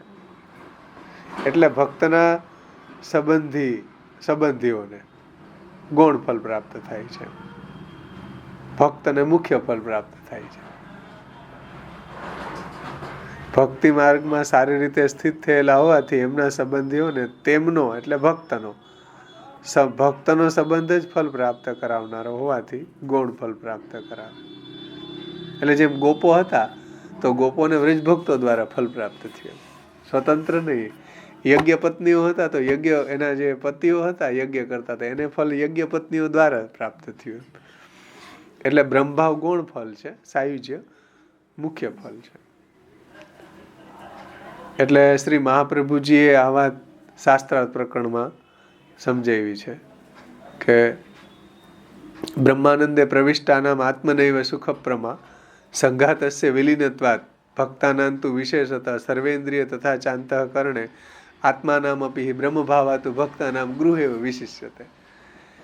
સર્વે ઇન્દ્રિયો અને બધી અક્ષર બ્રહ્મની અંદર લય થવાથી ખાલી આત્માથી જ આનંદની અનુભૂતિ જ્ઞાનીઓને થાય બ્રહ્મભાવ મુક્તિમાં, અને ભક્તિની અંદર સર્વે ઇન્દ્રિયોથી પ્રભુને સેવા થઈ શકે. એટલે જ્ઞાનીઓના ક્લાઇમેક્સ કરતાંય, જ્ઞાનીઓની શિખર કરતાંય ભક્તોની તળેટી ઉત્તમ છે, એવું મહાપ્રભુજીએ ત્યાં કીધું. જ્ઞાનીઓ છે એ શિખર ઉપર બેઠા હોય પણ ભક્ત તળેટીમાં બેઠો હોય ઘરમાં ભગવાનનું ભજન કરતો હોય તો એના કરતાં એ શ્રેષ્ઠ છે. મતલબ કે જ્ઞાનીઓના ફલ કરતા ભક્તની સાધન અવસ્થા શ્રેષ્ઠ છે. જો ઠાકોરજીની સેવા એના ઘરમાં મહાપ્રભુજીએ બતાવેલી સિસ્ટમ પ્રમાણે કરતો હોય તો. પ્રથમ બ્રહ્મભાવના અધિકારીના સંબંધમાં 25 થી 29 સુધીના 5 અધ્યાયો કહેલા છે, કારણ કે બ્રહ્મભાવ પ્રાપ્ત કરવાનું કાર્ય ભારે છે. નહીતર અહીંયા એવી શંકા થાય ને કે ભાઈ ઓલા સાયુજ્યના 3 અધ્યાયો કીધા, 25, 30 ને 31 ને બ્રહ્મભાવના 24, 30 અને 31, બ્રહ્મભાવના 25, 26, 27, 28 ને 29. 5 અધ્યાયો કેમ કીધા? સાયુજ્યના તો 3 જ કીધા. તો કોઈને એવું લાગે કે સાયુજ્ય હીન ફલ હોય છે, બ્રહ્મભાવ કંઈક ઊંચું હોય છે કારણ કે એના અધ્યાય વધારે છે. એવું લાગે ને? કારણ કે બ્રહ્મભાવ પ્રાપ્ત કરવાનું કાર્ય ભારે છે અને ભક્તોને થોડા જ પ્રયાસથી ભગવાનની કૃપા અને ફલ પ્રાપ્ત થઈ જાય છે. તેથી પ્રચેતસોના સંબંધમાં 3 જ અધ્યાય છે, 24, 30 અને 31. અધ્યાયો કહેલા છે. અને પ્રચેતાઓના પિતા બરહિસદ પહેલા કર્મ માર્ગમાં હતા. કેટલા બધા યજ્ઞો કરતા હતા, જ્યાં જ્યાં બી આ જગ્યા ખાલી નથી એવી એટલા બધા દર્ભ ઉગ્યા, જ્યાં બધી જગ્યાએ એના યજ્ઞો કરેલા, એટલે એનું નામ બરહિસદ હતું. તો બરહિસદ પહેલા કર્મ માર્ગમાં હતા, તેથી તેને તો ઘણા પ્રયાસે ફલ પ્રાપ્ત થાય, તેથી તેને ઘણું કાર્ય કરવાનું હોવાથી તેની કથા 5 અધ્યાયોથી કહી છે. એટલે એને ઘણું બધું સ્ટ્રગલ કરવાની છે, ઘણું બધું સાધન કરવાનું છે, એટલે એના 5 અધ્યાયો છે. અને એ ભારે છે, બહુ સહેલું નથી એમ. અને પ્રચેતાઓને ભગવાનમાં જે સાયુજ્ય થયું એ ભગવાનની કૃપાથી થયું છે, એટલે એ સરળ પડી ગયું એમ. એટલે એના 3 જ અધ્યાયો છે. ભક્તોને થોડો જ પ્રયાસ કરવો પડે. કેમ? ભગવાનની કૃપા, અનુગ્રહ. તો શંકા થાય કે ભાઈ 24મો અધ્યાય પણ બરહિસદના સંબંધી જ કહેલો છે, તમે પ્રચેતાઓનું કેમ કહો છો 24મો અધ્યાય? 24મો અધ્યાય પણ બરહિસદના સંબંધી જ કહેલો છે, આ શંકા છે. પ્રચેતસોએ તપ કર્યાનું આ અધ્યાયમાં કહેલું છે. શ્લોક 14. તે તો એમના પિતાની આજ્ઞા પાડી. પ્રચેતાઓને એના બરહિસદે એના પિતા હતા, એણે આજ્ઞા કરીને તપ કરવાની, તો પિતાની આજ્ઞા પાડી. શ્લોક 19માં એમ જણાવવા માટે કહેલું છે. તેમને શંકરે એટલે પ્રચેતાઓને શંકરે જે ઉપદેશ કર્યાનું કહ્યું. શ્લોક 27-31 ને શ્લોક 33-79. એ તો વિદુરને મૈત્રેયે કહેલું કે માર્ગમાં મળેલા મહાદેવે તેમને તેમના ઉપર એટલે પ્રચેતાઓ ઉપર પ્રસન્ન થઈને તેમને ઉપદેશ કરેલો. જુઓ શ્લોક 15. તે ઉપરથી વિદુરે જે પ્રશ્ન કરેલ કે તેમને મહાદેવજીનો સમાગમ કેવી રીતના થયેલો અને મહાદેવે તેઓને શું ઉપદેશ કરેલો, એવો પ્રશ્ન પૂછેલો છે વિદુરજીએ શ્લોક 16માં. એટલે તેના ઉત્તર તરીકે કહ્યું છે કે જો પ્રચેતસોના સંબંધનો આ અધ્યાય હોત તો મૈત્રેય પોતે જ પ્રશ્ન વિના જ આ કથા કહે. તેથી અહીં પ્રચેતસો સંબંધી કથા કહી છે, તે તો પ્રસંગને લીધે કહેલી હોવાથી આ અધ્યાય તેના સંબંધવાળો નથી. તેથી બરહિસદના સંબંધવાળા 24-29 સુધીના 6 અધ્યાયો છે એવી શંકા થાય. આ શંકા છે, જવાબ નથી એમ કે ભાઈ તમે 24મો અધ્યાય છે પ્રચેતાઓના એંગલથી કયો છો, સાયુજ્ય મુક્તિમાં એને લ્યો છો, તો એ યોગ્ય નથી. કેમ? તો કે અહીંયા વર્ણન તો બરહિસદની જ વાત આવી ને. બરહિસદે પ્રચેતાઓને આજ્ઞા કરી તપ કરવાની, ને પછી પ્રચેતાઓ તપ કરવા ગયા, તો વર્ણન તો બરહિસદનું છે, પ્રચેતાઓનું ક્યાં છે? એટલે તમે આ પ્રકરણ 24, 25, 26, 27, 28, 29 6 અધ્યાયનું છે એવું માનો, એવી શંકા છે અહીંયા. તો કે નહીં, એવું નથી. એનો ખુલાસો શ્રી મહાપ્રભુજી નીચે કરે છે. જુઓ તો જાણવું કે આ અધ્યાયમાં મુખ્ય રીતે પ્રચેતસોનું જ નિરૂપણ કરેલું છે. પિતાએ પ્રજા ઉત્પન્ન કરવાની આજ્ઞા કરેલી શ્લોક 14માં એમ જે કહ્યું છે તે તો એમ જણાવવા કહેલું છે કે કરનારને, આજ્ઞા કરનારને અને સંમતિ આપનારને સરખું ફળ મળે છે. એટલે એને આજ્ઞા કરી. આજ્ઞા કરવા વાળાને સરખું ફળ મળે, એમાં સંમતિ આપે, એમાં અનુમોદન આપે, બધાને ફળ મળે ને. કોઈ ભગવાનનું ભજન કરતો હોય તો ભગવાનનું ભજનની કોઈ આજ્ઞા આપે કે કોઈ એને અનુમોદન આપે કે કોઈ એમાં એને સપોર્ટ કરે, બધાયનું કલ્યાણ થાય, બધાને ફળ મળે. તો કરનારને, આજ્ઞા કરનારને અને સંમતિ આપનારને સરખું ફળ મળે. તો બરહિસદે આજ્ઞા કરેલી છે પ્રચેતાઓને. એ નિયમ પ્રમાણે પિતાની આજ્ઞાથી ભગવાનના કાર્ય માટે પ્રચેતસોએ તપ કર્યું. તેથી બરહિસદના અંતઃકરણની શુદ્ધિરૂપ તેને પણ લાભ થયો.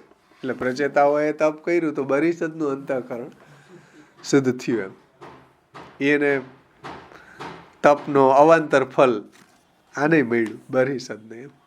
એટલે તો નારદજીને એને કીધું ને કે ભાઈ અમે તો સંસારમાં ડૂબેલા છીએ, કાંઈ ઉપાય જાણતા નથી, તમે જ એનો ઉપાય બતાવો. આ કપટ ધર્મ વાળા ઘરોમાં અમે ભરાયેલા છીએ એમ એવું આગળ કહે છે. એવું કેમ બરહિસદે કીધું? આવો વૈરાગ્ય કેમ થયો? તો કે પ્રચેતાઓ તપ કરવા ગયા એના તપના પ્રભાવના કારણે બરિષદને આવો વૈરાગ્ય આવ્યો એમ. નહીતર તો એ સંસારમાં ડૂબેલો હતો, આસક્ત હતો, યજ્ઞો કરતો, સકામ યજ્ઞો, પશુ મારતો, કેટલા બધા. શ્રી મહાપ્રભુજી એનો ખુલાસો કરે છે કે બરિષદ છે, પ્રચેતાઓના તપથી બરિષદના અંતઃકરણની શુદ્ધિ રૂપ એને લાભ થયો છે. અને એવી જ રીતના પિતાની પ્રેરણાથી પ્રચેતાઓએ તપ કરતા તેમને ભગવાનની પ્રાપ્તિ થઈ. એ તેઓના ઉપર એમના પિતાનો ઉપકાર થયો. હા, બરિષદનો ઉપકાર પ્રચેતા ઉપર શું થયો? તો કે ભાઈ એને આજ્ઞા કરીને ભગવાનનું આરાધન કરવાની એમ.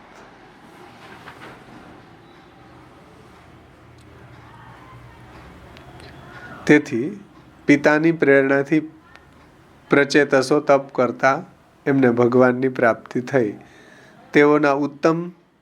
તેઓના ઉપર તેમના પિતાનો ઉપકાર થયો. વળી તેમના તપથી બરિષદના અંતઃકરણની શુદ્ધિ થઈ. આ પ્રચેતસોનો તેમના પિતા ઉપર ઉપકાર થયો. કારણ કે જો એનું અંતઃકરણ પ્રચેતાઓના તપથી શુદ્ધ થયું ન હોત, એટલે આ બરિષદનું, જો બરિષદનું અંતઃકરણ પ્રચેતસોના તપથી શુદ્ધ થયું ન હોત તો મને નિર્મલ જ્ઞાન આપો. માણસ કપટ ધર્મવાળા ઘરોમાં રહેતા મોક્ષ પ્રાપ્ત કરી શકતો નથી. એવું અધ્યાય 25 શ્લોક 5-6 એમ તે અકસ્માત કેવી રીતના કહ્યું?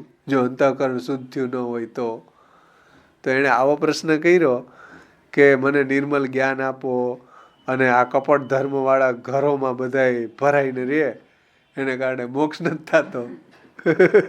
ઘડીક થાય તો લગ્નમાં જવું, ઘડીક થાય તો ખરખરે જવું, ઘડીક થાય તો વાહ જવું, કુટુંબ અંડો એડ જ ન આવે, ઘડીક થાય કે મહેમાન આવે. આ બધું અંદરો અંદર ઘૂસેલું જ છે કા.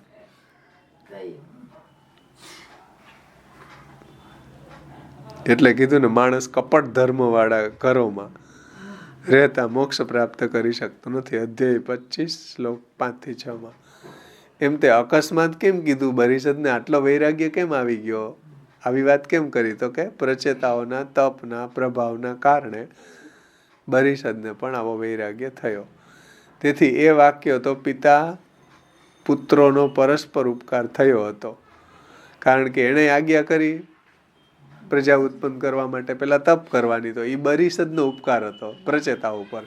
અને પ્રચેતાના તપથી બરિષદના અંતઃકરણની શુદ્ધિ થઈ, એ પુત્રોનો ઉપકાર હતો પિતા ઉપર એમ.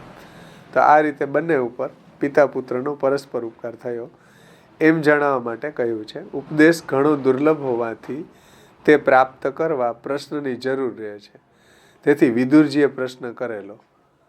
આ પહેલા સ્કંધના નિબંધમાં કહેલું છે કે સામાન્ય રીતે જાણવાની ઈચ્છા હોય તો વક્તા પોતે જ તે અટકાવે.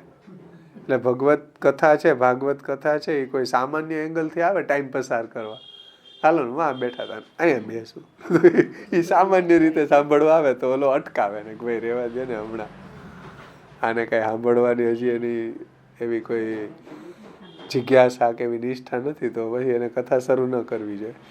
સામાન્ય રીતે જાણવાની ઈચ્છા હોય તો વક્તા પોતે જ તે અટકાવે ને. તેથી પણ વધારે ઈચ્છા હોય તો કથાનો આરંભ કરે. એથી વધારે જો એને ઈચ્છા હોય પ્રભુના ગુણો શ્રવણ કરવાની, ભાગવત શ્રવણ કરવાની, તો વક્તા એ કથાનો આરંભ કરે. અને પછી ખાસ પ્રશ્ન કરવામાં આવે ભગવાન સંબંધી, ભગવાનની લીલા સંબંધી, તો પછી એને ભાગવત કહેવાની શરૂઆત કરવી જોઈએ. આવી સદાની રીત છે, એટલે આ ડિસિપ્લિન છે. ક્યાં? તો કે પ્રથમ સ્કંદ 24 અધ્યાય 25 શ્લોકમાં જુઓ. સ્કંદ 1 24-25. આ નિબંધની કારિકા છે. આમાં ભાગવતાર્થમાં આમાં 12મા પેજ ઉપર આપી. એમાં એમ જ કીધું છે કે આ રીતે સૂત અને સૌનકનો સંવાદ છે ત્યાં, એમાં અલગ પેજ હશે. આમાં 12મા પેજ ઉપર આપ્યું છે આ કારિકા. 24-25 અડધી કારિકા છે પેલા સ્કંદમાં. એટલે કથા કોને કેવી અને કોને ન કેવી એ બાબતમાં.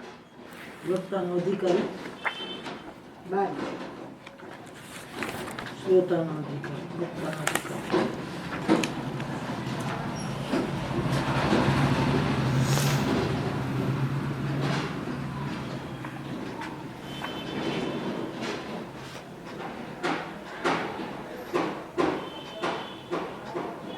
હા, જો મારે 13મા પેજ ઉપર છે. પ્રથમ અધિકાર વાળો શ્રોતા, એ વક્તાનો અધિકારની ઉપરનો પેરેગ્રાફ. જોયે ને એમાં લખ્યું 22.5, એમાં કારિકા નંબરિંગ લખ્યા ને, એમાં એ વાત સમજાવી. જો ભાગવતનું જ્ઞાન સામાન્ય રીતે પ્રાપ્ત કરવાની ઈચ્છા હોય તો વક્તાએ પોતે એને અટકાવી દેવો. તેથી સૌનકની આવી ઈચ્છા પહેલા અધ્યાયમાં જોવામાં આવતા સૂતે બીજા અને ત્રીજા અધ્યાયમાં સામાન્ય વૃત્તાંત જણાવી તેને અટકાવ્યા. અને અટકાવવા છતાં પણ જો પછી વિશેષ ઈચ્છા થાય તો કથાનો પ્રવેશ કરાવો. તો આ ભાગવતની કથામાં ધીરે ધીરે એને આગળ પ્રવેશ કરાવો. સૌનકે 1:4 પહેલા સ્કંદના 4થા અધ્યાયના 2 થી 13 શ્લોકથી વિશેષ જાણવાની ઈચ્છા દર્શાવતા સૂતે ભગવાનની ઉત્પત્તિ કેવી રીતના થઈ તે કહી અને કથામાં એને પ્રવેશ કરાવ્યો. અને પછી પણ અધિક પ્રશ્ન પૂછવામાં આવ્યા ઠાકોરજી સંબંધી, એની લીલા સંબંધી, તો ભાગવતની કથા કહેવી જોઈએ. 7મા અધ્યાયમાં ભગવાનની ઉત્પત્તિ કહ્યા પછી પણ ભાગવતની 7મા અધ્યાયમાં ભાગવતની ઉત્પત્તિ કહ્યા પછી પણ સૌનકે અધિક પ્રશ્ન કર્યા ત્યારે સૂતે કથા કહેવા માંડી. શ્રીમદ ભાગવતની કથા આવી રીતના જ કહેવી જોઈએ. હર કોઈને જ્યાં ત્યાં કહેવી યોગ્ય નથી.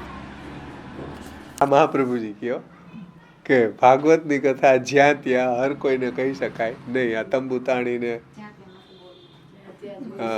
આ બધી ભાગવતની કથા પૈસા કમાવા માટે થઈ રહી છે, એ બધું મહાપ્રભુજીને અભિપ્રેત પ્રકાર નથી. બધાની સામે ન કહી શકાય. તો આ રીતે અહીંયા વિદુરે પ્રચેતસો સંબંધી જ પ્રશ્ન કરેલો છે. એટલે ખાસ પ્રશ્ન કરવામાં આવે તો પછી એને કથા કહેવાનો આરંભ કરવો જોઈએ. આવી સદાની રીત છે ભાગવત કહેવાની, આ ડિસિપ્લિન છે. અહીં વિદુરજીએ પ્રચેતસો સંબંધી જ પ્રશ્ન કરેલો, તેથી આ અધ્યાય બરિસદના સંબંધવાળો નથી. તેના સંબંધવાળા 25 થી 29 સુધીના 5 અધ્યાયો જ છે. આ 24મો અધ્યાય છે એ પ્રચેતાઓના સંબંધવાળો જ છે. તો આ રીતે આપણું અહીંયા ચારેય પ્રકરણના અર્થ આપણે સિંહાવલોકનથી ફરી પાછું તાજું કર્યું. ધર્મ, અર્થ, કામ અને મોક્ષ આ સિસ્ટમ છે એ ભગવાને બનાવેલી છે. અને જીવ છે એ જે પ્રયત્ન કરે છે એ ભગવાનને એને એ પુરુષાર્થ સિદ્ધ કરવા છે, એટલે એ પ્રયત્ન કરી શકે, નહીંતર ન કરી શકે. અને ભગવાનની કૃપાથી જ, ભગવાનની સેવાથી જ આ બધા પુરુષાર્થોની સિદ્ધિ થાય છે. ફલ ભગવાન જ આપે છે બધાને. ફલમાં તુપપત્તે એવું બ્રહ્મસૂત્ર છે, ફલ બધાને ભગવાન જ આપે છે.